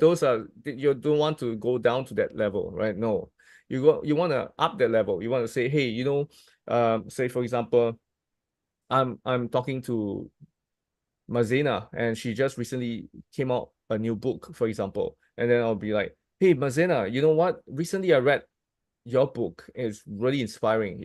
I read about this chapter and I remember certain quotes that you've written on. Wow, it's really good. I really love it, and it has impacted my life. And then, you know what? The Mazena will be like, oh my God, thank you so much. Wow, you remember the profound quote that I've added in. A lot of people didn't even talk to me about that. Only you talked to me about that. Wow, that's so amazing. You gave me a huge impact, right? She won't say it out like, oh, you impacted me, man, during this meetup. No, in her mind, she'd be like, oh my God, this guy is so memorable. And then she would tell her husband, or she would tell her bestie, she would tell a lot of other people that she met. Hey, just now I met this guy. This guy was telling me about how my book has impacted. Oh my God. And he even said he gave me 5-star rating on Amazon, right? Or whatever that you're selling, right? Whichever place that you're selling. And then people will be like, oh wow. And the other person that was listening to you were like, wow, oh my God, this guy is good. I mean, wow, Mazena, this shows that your book is really good. I have to listen to your audiobook or go and read it, right? And of course, networking is so important. It's a really important life skill, life hack that you need right now, regardless whether you are working for someone or whether you're working for yourself, because you're going to strike deals with people. And then how are you going to strike deals with people when you are not confident, when you're not actually able to share with people the beautiful message that you want to share with the others about your book, your podcast, or whatever, right? If I don't do that, right, people will be like, hey, you're losing it out in a way, because you're not sharing it with people. You're not able to command a listening ear to actually go and sign up to your program, sign up to your podcast, sign up with whatever that you have, in a way, right? So this is something that I believe you need to actually work on. And of course, We're limiting looking at your beliefs. books, Raisin. You've got a nice collection of books behind you. We're thanks. wondering what's the most impactful book that you've read that you would recommend for everyone Well, you talk to. So with the audience so context, this audience is coaches, They're all looking to, get their coaching program out. Oh, try. nice. Yeah. Okay, so I know this is a bit cliche, but I would recommend Expert Secrets. One of them. Okay, I've 3 books to recommend to you guys.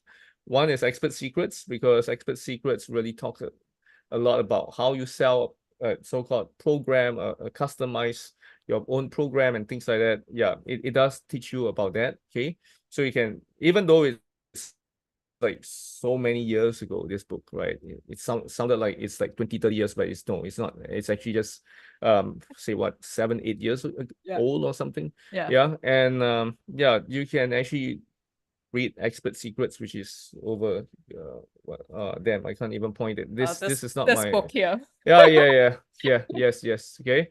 And then another book that I would like to recommend you guys is Tribe of Mentors. So Tribe of Mentors is Tim Ferriss's book, where he wrote his 8 powerful questions, or even some could be, oh no, actually more than 8. So there's a lot of questions that he uses on his podcast that he actually asked way back when he first started out his podcasting. And those are the most popular questions that he have, and all the answers that he have gotten from his guests, his past guests. So you will be inspired by that book, because that book is holds a lot of gem in that book. And you can also be copying his questions, right, to actually ask on your podcast, or ask yourself, or even your mentees or your coaches in a way. And then another one that I would say is really good is by Dale Carnegie. It's called How to Win Friends and Influence People. Oh, That is a true blue classic. Okay. That's a true blue classic, which a lot of people in the past have read it. so faded. Yeah. I can't even see the title anymore. Oh, This book. this is a newer version. I think I have think the this is older pretty one. old. Probably had this for like 30 years. 20. How old am I? Wow. Probably had this for 25 years. Let me see if I have it here, because I have some books in the attic, in fact. Okay, anyway. So yeah, so I have so yeah, so I have quite a number of books that are still here in my bookshelf that have read, they have not read yet, and I've incoming books from other authors that have been sending me. Okay, so yeah. And my bad, I showed you my That's actually the fun part, Raisin. It's yeah. it actually goes to show virtually. We can just only dress this part, and don't worry, we can be in PJs at the bottom most of the time. Oh Until the point someone asks you for something, and you're like, oh yeah, I gotta go. yeah. I mean, you guys, So you now guys you won't saw... make that mistake. Thank you. Yeah, no, it's okay. I mean, it's meant to show you guys actually. Hey, no, just kidding. It's part of the learnings. It's part of the show, right? It's part of the show. And so all these are actually the books that I would recommend. How to Win Friends and Influence People is really amazing. It's something that is it's I would say life-changing for me, because back then I wasn't someone who is so extroverted. I was pretty much introverted in a way, and very shy. And after reading this book and actually implementing what has been taught, even though many people will say, hey, how many times a person actually literally read a book and implemented what has been shared on the book? A lot of times, not many people have done that, right? So you can actually read a book and implement quite a number of things from the book itself, because it teaches a lot of golden nuggets that was being shared about how to talk to people, especially like remembering names and all. Because when you are able to remember names of someone, it makes them feel heard. It makes them feel good in a way, right? So even like, for example, I have not met Thai before. Do I pronounce it properly? Tui. Thai, right? Tui.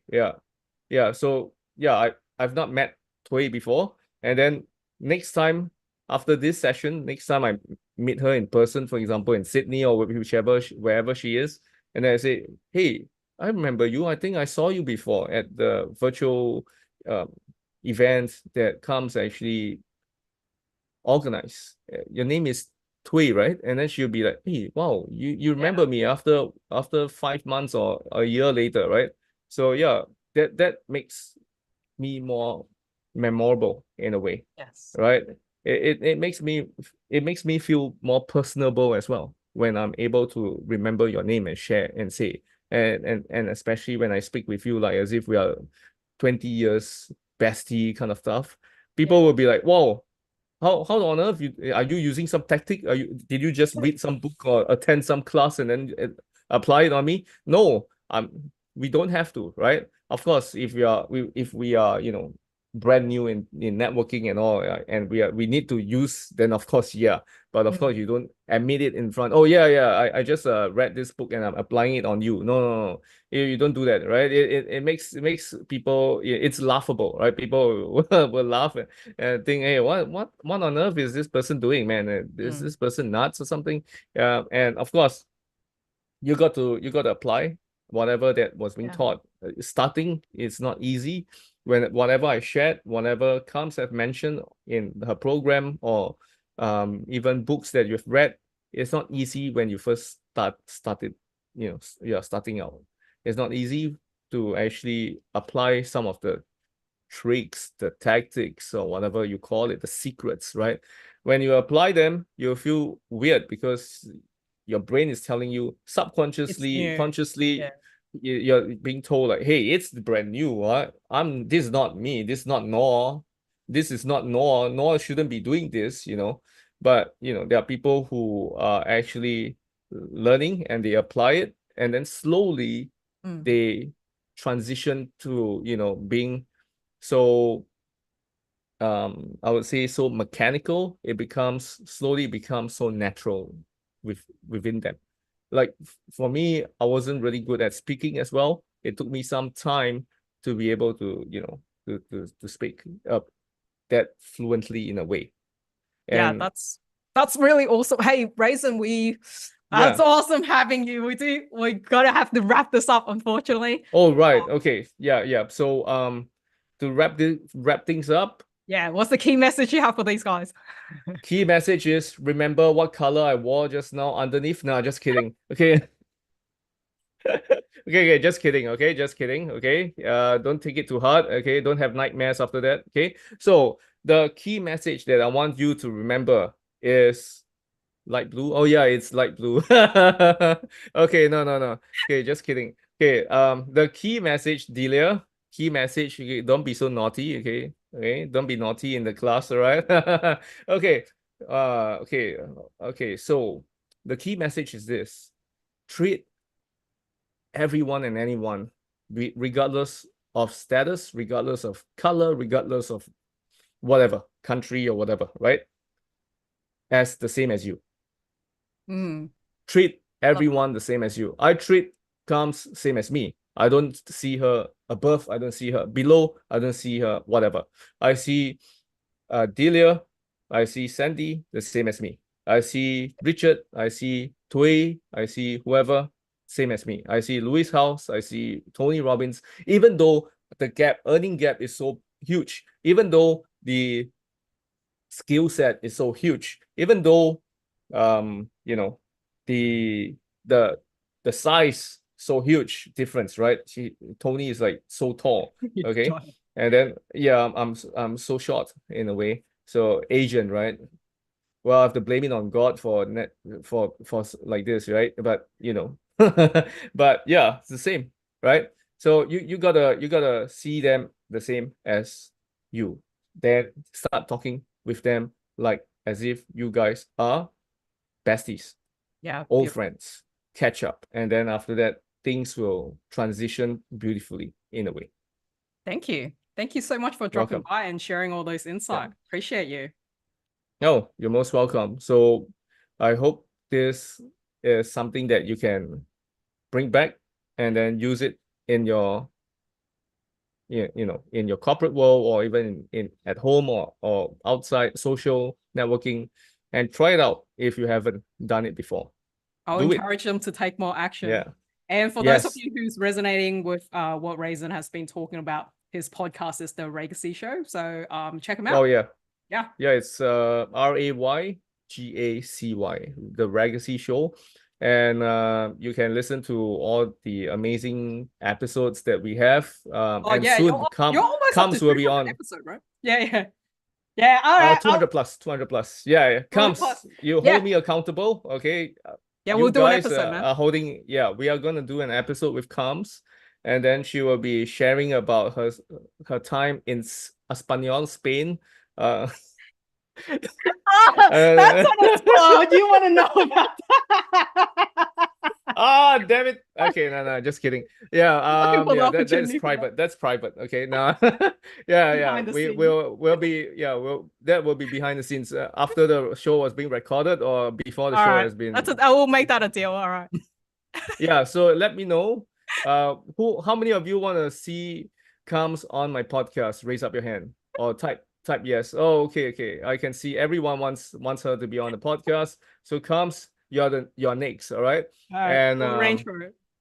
yeah, we'll arrange, and you get to hear a ton of amazing stories that she has experienced, a ton of trials and tribulations that she has to overcome in order to be where she is right now. Thank you, Raisin. Yeah. All Welcome. right. Thank you for jumping in. We'll catch up soon. Yep. See you. Take care. Bye. Bye. How was that, guys? Did you have fun hanging out with Raisin? I know that was probably longer than we had some of our other guests, but I just thought, he was sharing so much, I might as well just let him share more with you guys. So, can you be after Comes? Possibly, Richard. I mean, this is part of it, right? You guys were talking about networking, like the way you guys show up, like everyone will see that, right? So it's like, does one thing lead to another? Yeah, probably, right? You just never know where these interaction goes when you're with people. So, yeah, I hope you guys enjoy. Did you guys enjoy that? Yeah, I hope you guys enjoyed that. Yeah, so when I do the episode with Raygacy, Raisin, I'll let you guys know. All right, so, oh man, we are gonna go. Do you guys want to go overtime or do you want to have an early mark? You guys can vote for it. So we either do a whole bunch of learning, tell you a bit about NLP, influence skills on that, how to establish rapport, how to ask questions. That's kind of what we have. Do you want an early mark or do you want to do more learnings? You guys decide. It's like pick your journey, right? Keep on going. Okay, go, keep typing. Let's see. We'll do it. We'll do it by your vote.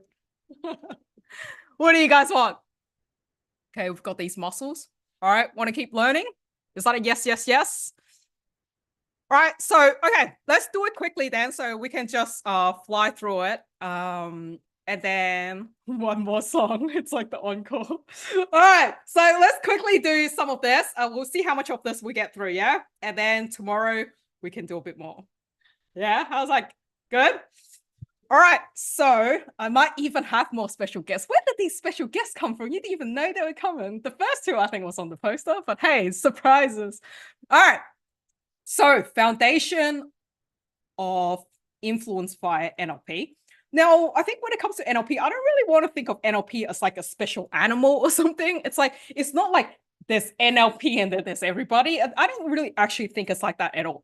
It's like, you know how Raisin is quite authentic in the way he comes through. And it's probably the people I talk to are all kind of like that, right? So it's literally, NLP is a way of what is working already? What is successful people doing? We call it strategy, but strategy, I think, has a bad connotation to it. Sometimes it's like you're doing something so tactical, but it's more like there is a process you are doing as part of your behavior, as part of your habit, that is different, right? So what are successful people doing as part of their strategy, part of the habit, pattern, the way they do things?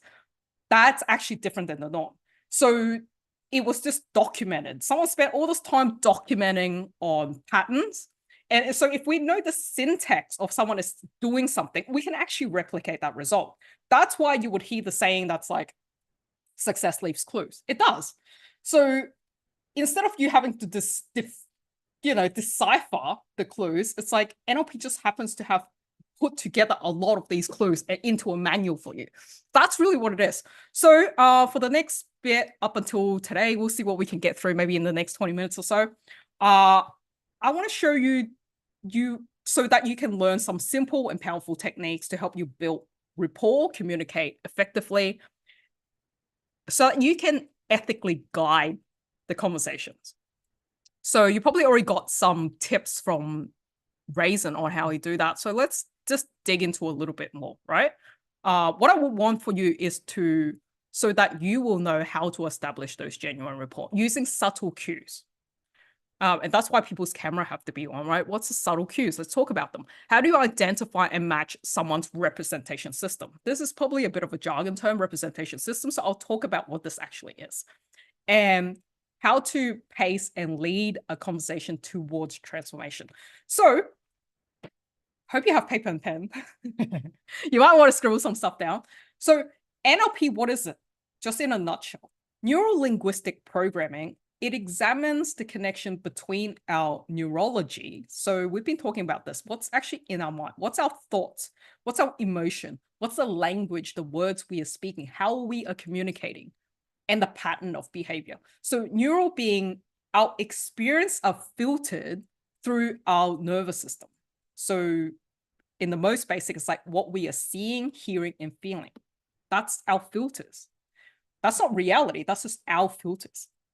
Linguistic being we are interpreting and communicating these experiences through language. So right now we're all speaking English, but in different languages, you get different meanings a lot of the times. And there's things that between our thoughts and our feelings, we are limited by what we can actually say to communicate this, right? And this will go for both verbal cues and non-verbal cues. Non-verbal cues being what I'm doing now with my hands, right? And my stance. So, and even the non-verbal stuff around me, right? That's your non-verbal cues. They're not actual spoken thing. And then programming is the patterns or program. You think of program being like, things you put in your phone, like software, computer, right? The program that has shaped how we think and act. That's why we were doing the limiting belief stuff. That's programming. It's just words or thoughts people have said that we have taken on and imprinted into ourselves. These programs is what's caused us to think and act in a particular way that we're not even aware of a lot of the times. And once we have the awareness of these programs, then we can rewrite them. So in the context of influence, NLP helps us understand how people perceive the world so that we can connect with them authentically. Now, how do we, because our world, everyone have their own world of how they perceive and see things. Because if you hear me say one thing, it's different people will take in a different meaning of that, depending how well they know me and their own experience. So I'm going to attempt to teach you. Let's try and go through the first 2 steps of a 5-step process in sales, because this thing matters. I know that a lot of coaches avoid sales, right? If we want to get premium clients, we got to be good at sales. So there's a 5-step sales process as part of, if you do continuous training with me, you will actually get this. You will actually get workbook that would actually detail all your steps, right? With everything on there. So I'm going to teach you a couple of these things. The first one is establishing rapport. What is rapport? Rapport was something we saw earlier, right? Rapport is, when we saw, who was it? Noor and Karen, right? That was rapport. You saw they were like, no, you do it. No, you do it. That's rapport. We could see they were in rapport. So how the tone of their voice, the physiology, right? They were like, they will look and they are similar in the way they move. No, you do it. No, you do it, right? Like it's a very similar thing. That's when you can see people are in sync. That's rapport. The tone of their voice, they're both bubbly, right? They're both speaking like, oh yeah, no, yeah, this, right? The speed of their voice, the sound of their voice, the energy that's coming through, that's very similar at that time when people are in rapport. Then there is something called representation system. I'll talk about this in a moment because this one probably needs a little bit of explaining. Breathing. Might be harder to see in virtually, like the actual breathing. When you're next to someone, you can definitely sync up in breathing. And then keywords, right? Keywords being things that people say. So you will hear the difference in generation of people's thoughts and what their world is like by the words they say, all right? So someone like me, I don't know, I'm in my 40s now. Like, I don't know, do people still say cool kind of thing? Like I will say that, right? So if someone else says something, it's like, oh, cool, let's do that, right? And you're kind of mimicking that similar language. It's like, okay, cool, you guys are kind of in sync, right? I'm just dropping it in naturally now because that's just the way I talk. I'm not putting it on, right? Whereas like someone really young, they'll have all this like their own jargons, right? They're like, yeah, that's fully sick, man, or something, right? Like they'll have their own wordings. So when you are in a tribe, you will tend to hear people have their own jargons that you won't really get, right? That's how people establish rapport in different tribes or in different groups. And then second one is asking questions. Why is it that sometimes you talk to people and you get a breakthrough and then sometimes you don't? Some people just ask better question. And if you want a better answer, you got to ask a better question. So the question for this is, well, we're talking about attracting premium clients, right? So what do you do now? And what makes you, I guess I'm wondering if you're here, it's like, okay, what are you doing? If I was to put you into breakout rooms, which we may not have time to, or we can fully go over time, is how you would do this. I guess you can just imagine this, all right? You go into a breakout room. What would you be saying to these people to establish rapport straight up? Because sometimes people go in a room and they're like, oh man, I don't know what to say in the breakout room. You just start with like, a lot of people start with, hey, what are you doing? What are you doing now? What do you do, right? Which is fine. That's a fine question. What I would really do is follow up. So if in this situation, you're in this web class or this masterclass, the very next question was like, what will make you interested in coming into new year, new possibilities? Because otherwise you wouldn't be here, right? You want to establish common ground straight up, because asking people what they do, that's great. That's just what they do. What's your common ground? You haven't found one, right? But you haven't a common ground just by being in this virtual room. So the easiest thing in any situation you guys get in is find that common ground straight up, which is the event that you're in. So, okay, what got you interested to coming here, right? So you find out someone already. That is just a easy rapport thing for connection straight up.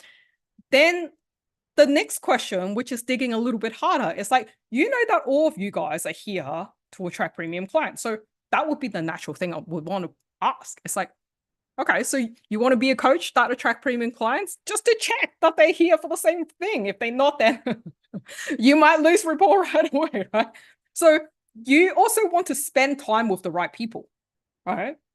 Because if that person's like, oh no, I'm not here at all, I don't know, I just came in because I had nothing better to do, you know, then how do you choose your time? Because people also don't want to get stuck in with conversations with people, especially if it's real people, right? When do I know to cue myself to get out? Find out upfront if that person is what the person you want to talk to. This would even go for anything, like even relationship, right? People always not want to ask like the hard question. Ask the hard question upfront. Right? If you want kids, and like you got to find out that up front, right? It's like that. It's like, do you see yourself as someone that's, you know, the father, like to be a father? It's like, oh no, I have a vasectomy. It's like, shit, like at least you knew that up front, right? So I'm never afraid of asking the question up front because you know you're not wasting each other's time. Okay, so let's do a bit of this. Let's get into a bit of the rapport thing. Rapport is, why do we want to build this? It's building a sense of trust and responsiveness that we're building with someone. So when we are in rapport, the communication is really easy, right? You're not dropping into weird, awkward silences. Like when you're in rapport, you can ask a hard question because you're in rapport. When you're not in rapport, you can't. So I find that I ask a lot of hard questions and it's fine. And it actually builds the rapport deeper and deeper. We have a deeper connection the moment I do that. It's because I've built my reputation around this trusting already. So when people's resistance drop, then the influence become possible.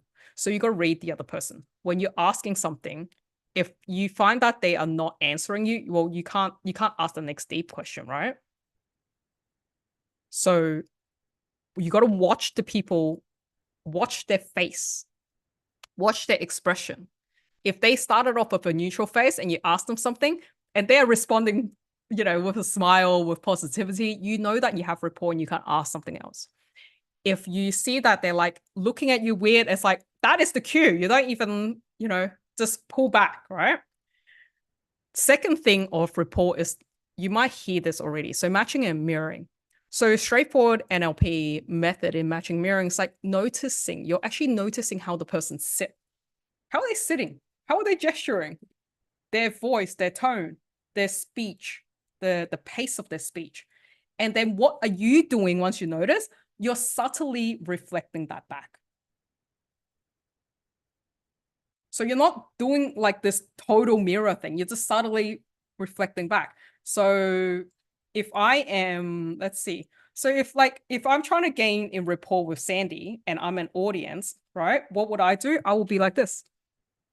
I will also be writing, right? Because she's writing, right?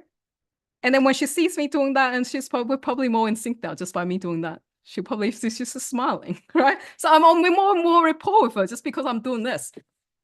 So that's what rapport is. And you can do this with the people in your video right now that are on. So if you want to try and gain rapport with someone without telling them, try and gain rapport with someone right now, and you will see the person will have rapport with you if you really try to do it. You can actually sync this energy up, right?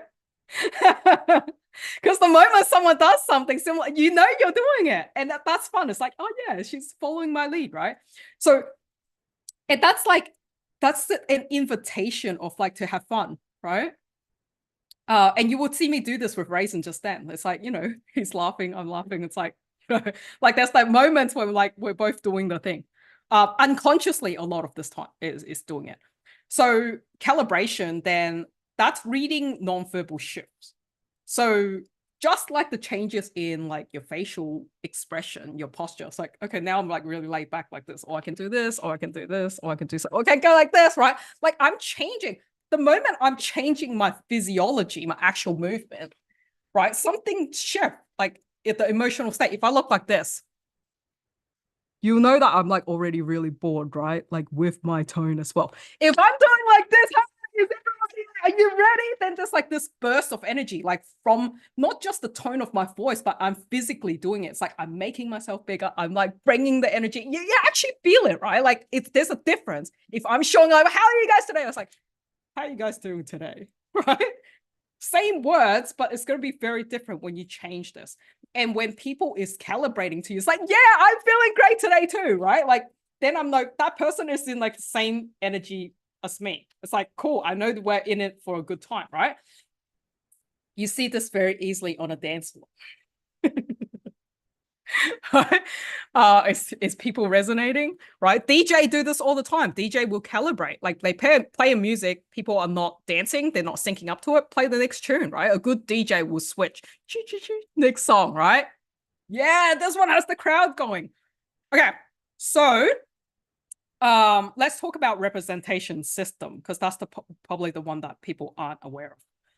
What representation system is that each one of us actually has a primary way we prefer to communicate.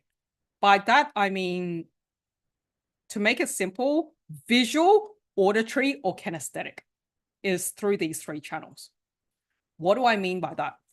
Now, you will very often hear people say, oh yeah, be an active listener. How do you be an active listener? What is that? What are you even listening to? So being a very active listener, this is part of it. You're listening for people's representation system. How do they prefer to be connected to you? Now, why does this matter? Because if you get it wrong, you're going to lose rapport. And if you lose rapport, you can't sell. And then if you can't sell, you're not going to have your premium clients, right? So what are you listening for? Someone that is visually orientated will often say something like, oh, I see what you mean. Yeah, that looks clear to me. Do you see? Did you catch that? Someone that's of an auditory type will say, that sounds right. Oh yeah, it resonates, right? A kinesthetic person will say something like, oh yeah, I really feel it in me. I feel that's the right move for me. Oh, it doesn't sit quite well with me, right? A lot of times people say these things and no one catches any of it because it's all kind of like the same meaning, right? But did you see from those examples how clear that that is a visual thing? Oh, I see what you mean, right? It looks clear. That's visual. Like, listen to the words, right? It sounds right to me. Oh, that doesn't sound right to me, right? Sound, auditory. So when you pick up on the cues, you can then match the style. You got to match because you're the person doing the influencing. What happens when you don't match? You're losing rapport. When you're matching it, they're not even realizing you're matching it. They just feel like they like you more. They trust you more. They like you. They like you. I don't know. I don't know what is it about her. I just like her. Yeah, because you're in rapport, because you are understanding and getting to the world of how they communicate. So if someone is speaking Italian to you and you speak English, can you be in rapport? No, because they're speaking a different language. So you're speaking the same language as them. Think of it deeper than English, right? This is a non-verbal part of your language, really. Well, it's verbal, but there's like the other components to it, right? And when you go deeper, that's the premium clients. Because if you're not going deeper, you're an average coach. You're like hearing the surface level thing that everyone else is doing. To be an exceptional coach, you got to go deeper. So you got to understand these things. So when you're picking up on this cue, you're matching their style. So if someone's just using a lot of feeling words, then you'll probably respond with like, oh, I sense that's important to you. Sensing is a feeling thing. Yeah, I sense that's important to you. Yeah, I feel that. Yeah, I feel that you're onto something. Yeah, right there. Right? You're feeling it. So this isn't to do with you being inauthentic. This is actually you being more authentic because you're actually listening and understanding. You are getting into their world. You're being closer to them. You're understanding them more. And you're speaking back in a way that they resonate. This small shift in language helps people feel heard, right? So many women don't feel heard. Why are they not hearing? And people was like, what do you mean? I don't know why they didn't hear me. I said it so many times. Yeah, you said it so many times in the way they couldn't hear you. Right? And it didn't resonate with them.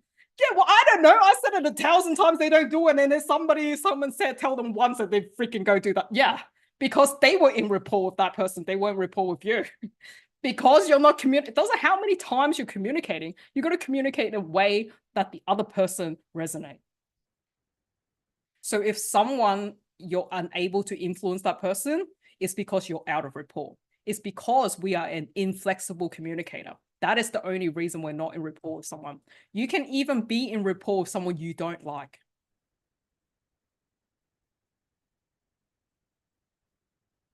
You may not want to, but you can be. And that's important if it comes to like a business deal or something, right? In normal world, you probably wouldn't purposely be in rapport with someone that you don't like. Although, in sometimes you might. Even if it comes to something really personal, like say a wedding. You may not be in rapport with like the person that you're getting married and their mother, what do they call mother-in-law? You may not be in rapport with you may not like the mother-in-law, but would you like to be in rapport with the mother-in-law so that your wedding could go smoothly? Yeah, right? So there are certain circumstances where knowing how to be in rapport with someone is definitely to your advantage, business or not. For this purpose, for high ticket coaching services or attracting premium clients, so important. So these small shifts, did you guys catch all that? No. Did you catch all that? I'm a visual person, right? Did you catch all that? Did you catch it? Okay. So how are we going for time? Yeah, we're going over time, but are you guys enjoying this? Good. Okay. So then there's something called pacing, right? So in NLP, pacing means that you're aligning with the person of where they are emotionally, energetically at. You've got to do this before you lead them or somewhere else. What is the bad people that's the bad salesman? That one, they're out of rapport, and then they're not aligning with the person before they sell them something. That's when people give you those verbal diarrhea messages, right? I have this thing and blah, blah, blah, blah, blah. I receive so many of those, right? Just bang, this is the service I'm selling and this is blah, blah, blah. They haven't even got you a report. So when you receive though, you're like, oh God, another sales message. God, I hate these things, right? That's why we have such bad connotation with salespeople. It's because they're bad communicators.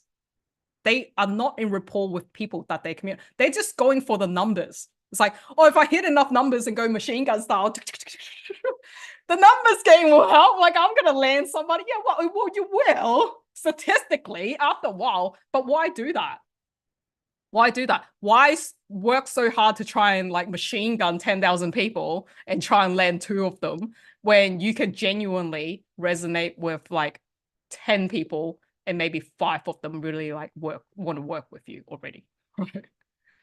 That's why you will see like I don't have a huge following, but you know, like I would still have all these one-on-one clients on the side, or like group coaching, or like, you know, people coming into events and stuff. You don't need like, you know, when Raisin was saying it's like credibility, it's like, yeah, that's the credibility. You don't need a huge following to attract someone really big or to have someone buy spend a lot of money on your thing. You just got to be real. You just got to be credible. You just got to be authentic in what you do. And when he was talking about skills, he was talking about like the best known, right? First, the best. Yeah, think about this. So if you're 10 out of 10 in skills, but you're 0 known or you're 0 in rapport or communication, no one's buying your thing. Doesn't matter how good you are. And these people will be frustrated, right? Oh, I've got all the certification, I've done all of this, and then nothing, right? Because no one knows me, I have no credibility, I don't know how to have rapport or communicate with people at all. And I don't want to do that. I'm good. Why can't people just come to me? No, it doesn't work, right? But if you are like, say, 3 out of 10 in skills, but you communicate really well. And we see that in some managers and people higher up, right? They communicate really well, but they don't, you feel like they don't actually have the skill, but they're still doing the thing and they're still earning more money than you. And that makes you frustrated. Yeah, that's why. Because they have good communication skills and they can get into rapport with people and people know them. They're on people's mind. So even if their skill level is down, it's like, well, at least they know. People know them. So they'll still get them and invite them to things. And they'll still get the promotion and things like that, right? And this is what I saw early on in my office life. I was like, why is that? I'm working so bloody hard. Bloody manager over there just delegating stuff, don't even know the thing, and like they're earning like double the pay. Like, yo, at some point, I just told myself, I'm like, technical skills, great. It's good you have them. People skills weren't good at the time. Let's develop some people skills, right? So I actually did my MBA in public relations because I'm like, okay, I need to match my technical skills with my people skills. That's, I mean, at some point this book came about. It looks like this because it's like, it's so old because I'm like, no, people skills matters. So rapport, communicate, that's important. Once you have the rapport established, you can start leading and introducing the new ideas, your coaching program, what you have to offer, because people want to hear it, right? And that's by sharing stuff first. So I don't know how you feel. You can do this in like a real life scenario. How did you feel about Raisin? Like if he was to share you like the next thing, how would you feel, right?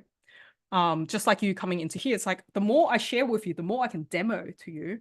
And I hope we can do more of that. It's like, okay, well, how can I learn more? Like you actually want to learn more, right? The next thing, so pacing and leading example. So let's say if a client says, I'm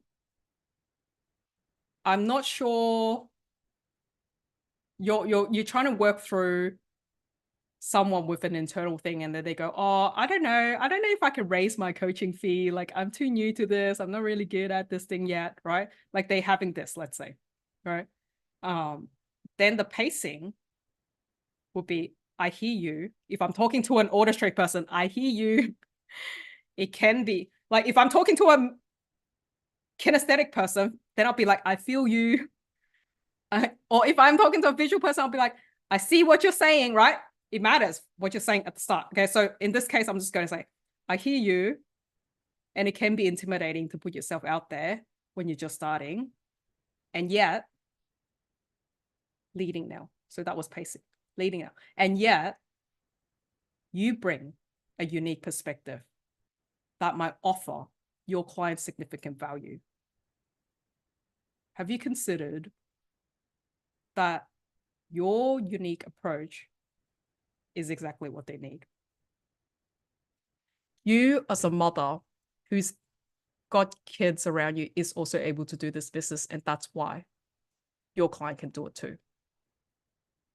You are someone who's not speaking perfect English, and yet you show up is what gives permission for others to show up for themselves too.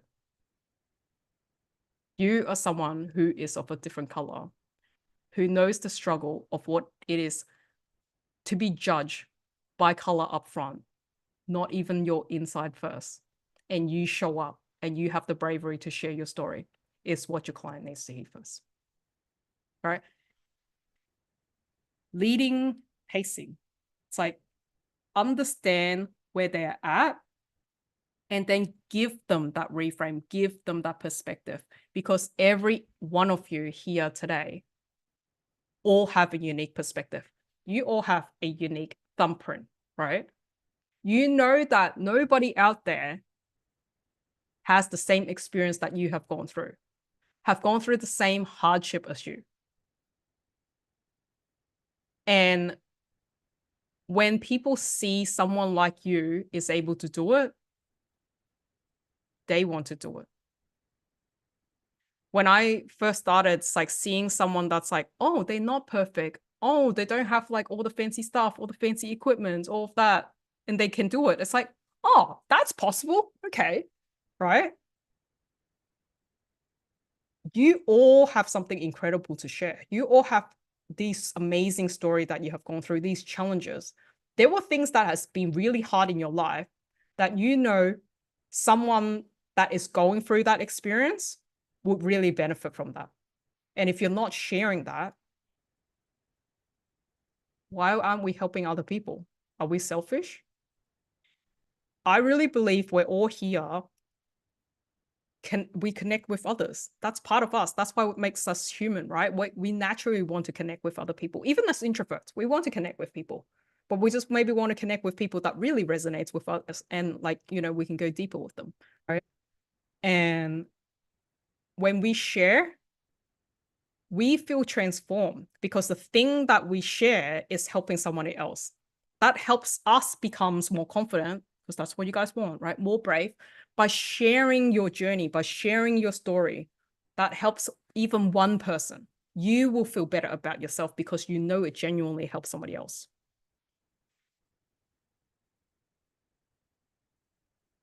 So, since we are quite over time, we will stop here for the session, but we shall continue tomorrow. I would love to do more breakout rooms where you guys can try this out. Do you want to try it out now just quickly? Who wants to try it out quickly now? Just wondering. You do? Let's do this quickly. I want you to, Delia, can you put them in breakout room? We'll just literally do like a 3-minute exercise, like 1.5 each, so we can end here. I want you to just, this time, before you, don't jump in yet. Before you go into breakout room this time, when you're speaking to someone, last time you just jumped in the breakout room and you were just talking to them, right? This time, really look at them. I want you to, this time, when you go in there this time, just look at them, really look at their face. So everyone, you have to have your camera on, right? Look at the face, look at the expression, and just talk to them. And go, how, like, you know, say, do your report. Okay, what do you do? and then you want to be a high-paying coach, right? A coach that attract premium clients. You want to attract a premium clients, and then let's just hear what they have to say, right? And whatever they tell you, if they still have limiting belief about the clients that they can attract, hear what they are saying. I want you to listen for the cue. So I want you, your main aim, your number one aim in all of this 3 minutes is to hear to see if you can find out that person is VA or K, visual, auditory, or kinesthetic. That's all, the whole aim. I want you to just look at them, do whatever you want to gain the rapport with that person, and just hear what they are saying and see if you can just see if they are visual, kinesthetic, or an auditory person, okay? VAK, visual, auditory, or kinesthetic, by what they are saying. Okay, test it out and then come back and let me know. Right, rooms are opening. I'll write you guys a message too.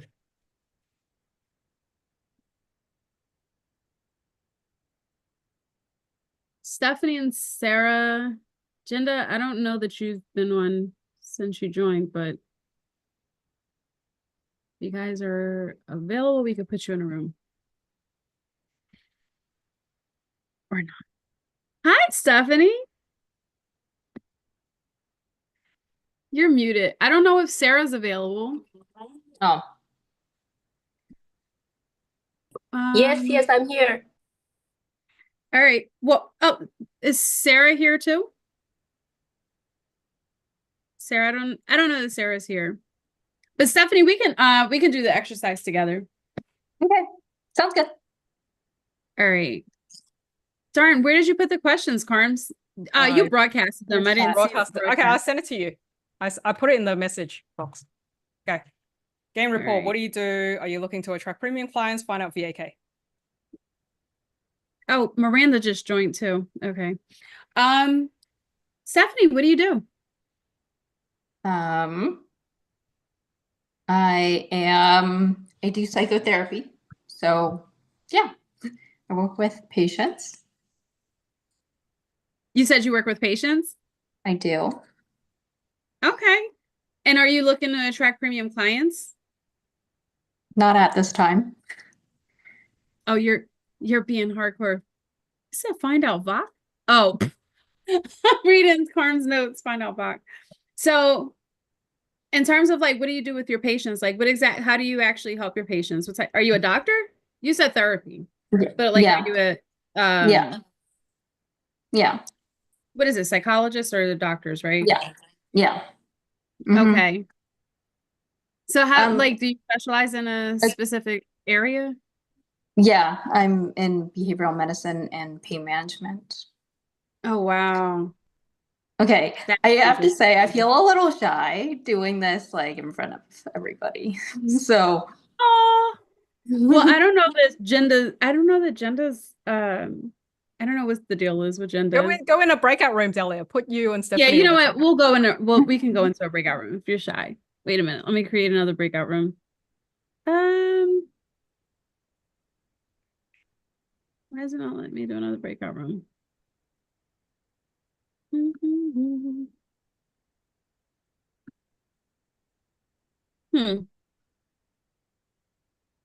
is it because you're co-host? I wonder because I already opened them. It's not letting me add another breakout room. And that's interesting. I don't know this. Yeah, it's only giving me the option to send you to an existing one. I don't think I'm gonna be able to send us to a separate room. Okay. It's okay. I'm sorry about that. Oh, Why don't you do it on Delia instead, Stephanie? yeah, you can do that. Okay, so let me see. All right. So what is it that you do? So I'm a community manager. I strategize a lot of community events for Tom Bilyeu in 2 different communities called Zero to Founder and $1 Billion Habits. And I also work on my own business. So I have a mastermind for women called She Rises Mastermind. That's amazing. Cordelia. Thank you. And are you looking to attract premium clients? Yes, I am looking to attract premium clients for a new business idea called Event Co-Pilots. I'll call it Event Co-Pilot. But yeah, I am looking to attract premium clients.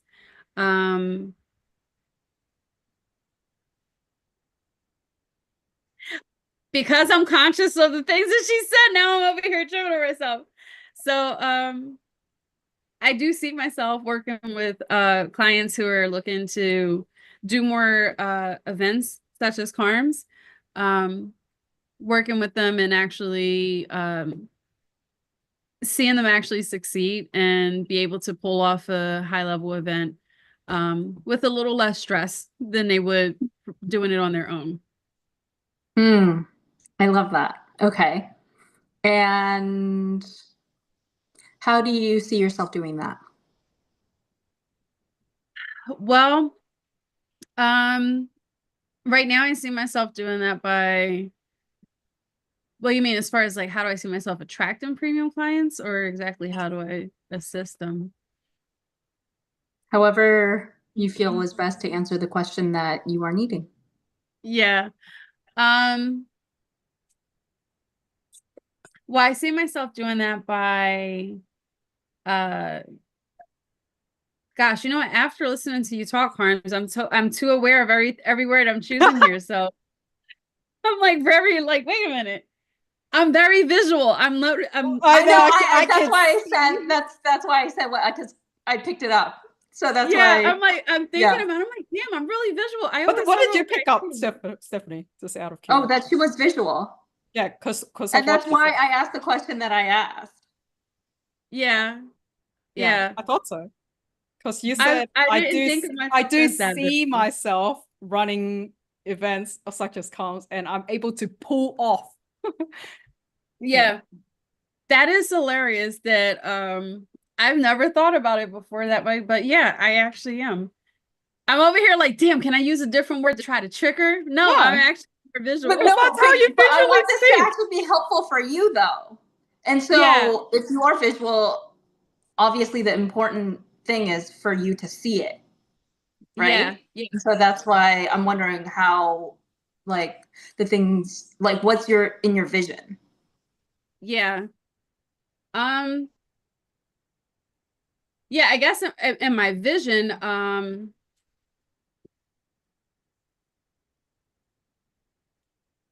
I don't even know. I'm kind of like tired right now. I'm thinking like, what is my actual vision? It's all over the place right now.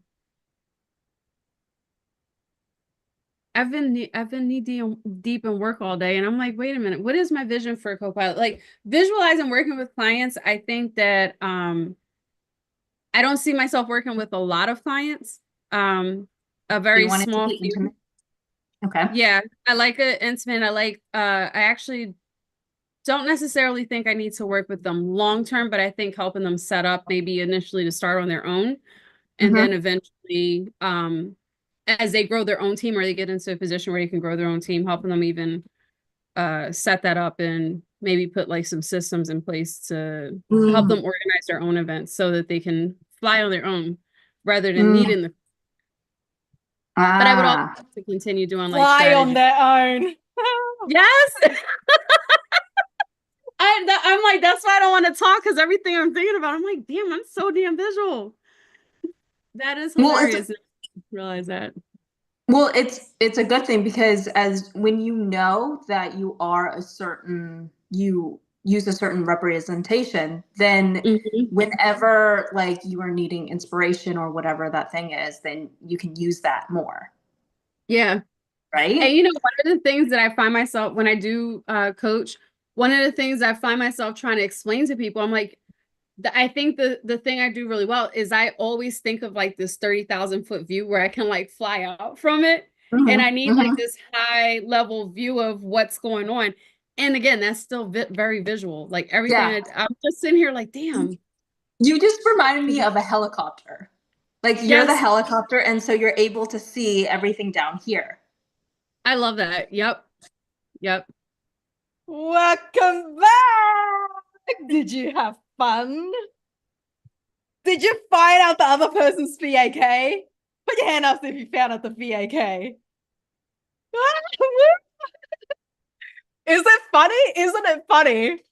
Because Delia and Steph here was just having a conversation in the main room. And Delia was like, oh my God, I can't speak now. Everything I'm saying is like visual. Everything. Gosh.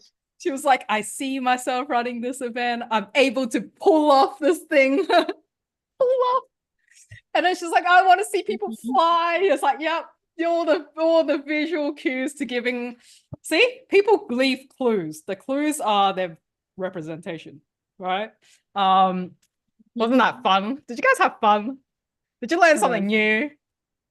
So today was like just about learning new skills, right? So, and you just learned something new. Whether that was just a little bit of AI fun or whether that's getting to understand yourself more. So just gonna give you 1 minute recap and then a little bit of opportunity work if you like, and then I'll see you guys tomorrow. Yeah. All right. So the main thing I want to here to remind you guys of is like rapport. So build trust by matching and mirroring. You're calibrating people's emotional shift, right?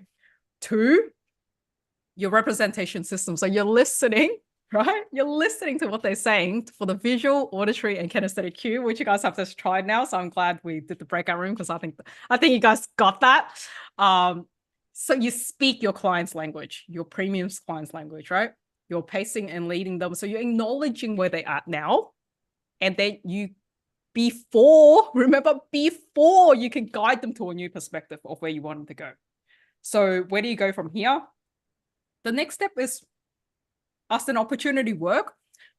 From here, try on that next conversation where you have with someone, whether that's a conversation just with a regular friend or whatever, or whether that's like your coaching call, consciously see if you can apply this technique, right? Even if you're just starting with like, okay, you're on a Zoom, so you're just mirroring someone's body and you're adjusting to them. Like even in here, can you try and gain? So tomorrow when you come in here, try and gain rapport with someone without telling them and see if you guys sync up, right? And if your energy sync up, you'll feel more friendly with them. You actually feel closer to that person. I swear to you, right? So if there's someone you want to sync up with, like try it, right? There's only one way to find out, match that. All right. So thank you for joining me today for day 2 of New Year, New Possibility. I look forward to hearing more of when you try this. Come and tell me tomorrow of your experience when you're trying more conversations. I want to hear about it. You putting these tools into practice. All right, I'm going to take the question. Oh yeah, questions. Okay, let's take questions. Mazena. On the one, I want to recognize because I put 2 glasses. What is exactly in your banner? This is awareness, unlimited, and involve. Unlimited. What was that? Oh, your banner in the back behind you. Oh, you can read that. Those are superpower glasses. Yeah, I don't have my like that. On. Yeah, Excel. So awareness, evolve. Excel and live your purpose. Thank you. Yeah. I was very curious. Yeah. I'll take those shares. Any questions, shares? What did you learn that you want to quickly tell me? Sandy. We had a question. Oh, sure. If we get mixed signals, right? Like sometimes they're saying like, oh, I feel you. Oh, this is really resonating. Like you get like all 3 or at least 2. Like, how do you go about that? You talk to them more. Are you focused? Okay. Are you focusing on what's more dominant? Are you focusing on the one that is right there, right now? Or are you doing? You know why that we get mixed signal? It's because the question I post, are you looking to attract premium clients? So they'll probably be like, well, yes, I'm looking, or yes, I'm not looking, right? So they might be answering because of that. So you probably can't take that initial cue. But as you talk to them, when you dig further, their natural self will come up. Yeah. A majority of people is actually visual. That's why I cue it with a visual cue. But yeah, like you also tend to find people that are kinesthetic that actually talk at a much slower pace. Yes, thank you. Thank you for asking me. I'm actually a physiotherapist. Like, you know, they'll talk a lot slower. Feeling people tend to talk slower. Yeah. And you also find out the more you talk to them, yeah, because this was so short, right? Like it's like 3 minutes or something. But if you spoke to someone for 20 minutes and you're finding more about where they are now and where they want to go, and you're wanting to bridge that gap, because that's what coaches do, right? You'll help, you're a bridge. Coaches are bridges. We're just finding out where people is and where they want to go, and you're trying to get them there. So being the bridge, listening to what they are telling you, and then you'll be able to guide them with the representation that resonates with them to it. And that even comes with when you're selling your program, right? When you're selling your program, if someone's very visual, you probably want to give them slides and things they can see, like pamphlets they can hold, like stuff that they can grab. Like otherwise they feel uncomfortable. Like, I'm not ready to buy. I haven't seen anything. I haven't even seen anything. Spoke for 2 hours, didn't even get a pamphlet. Didn't even see it. So then, yeah, then you'll have people that's just like, I don't know, what's with that? Like, I'm deaf by PowerPoint. I don't want to see anything. I just want to hear about it. Like, it's, you know, some people actually want to read as well. It's like they need to see, like, you know, it's different. So the more, and you know, if you're not sure, you actually ask. You can actually ask in a subtle way, right? It's like, oh, is it more benefit for you if I show you this thing? Or would you like me to send you something you can listen to? Right? You find out, right? You do meditation, breathwork type stuff, right? Would you prefer me to send you an audio on guiding you through a meditation? Or do you want me to send you a video? If you don't know, you literally test and find out their preference. Once you know, then you know, oh, okay, this person needs this, right? Yeah, then you can take them through. And kinesthetic people will want to like actually get in their hands dirty, like do stuff, right? That's why I also do the breakout rooms, right? It's like you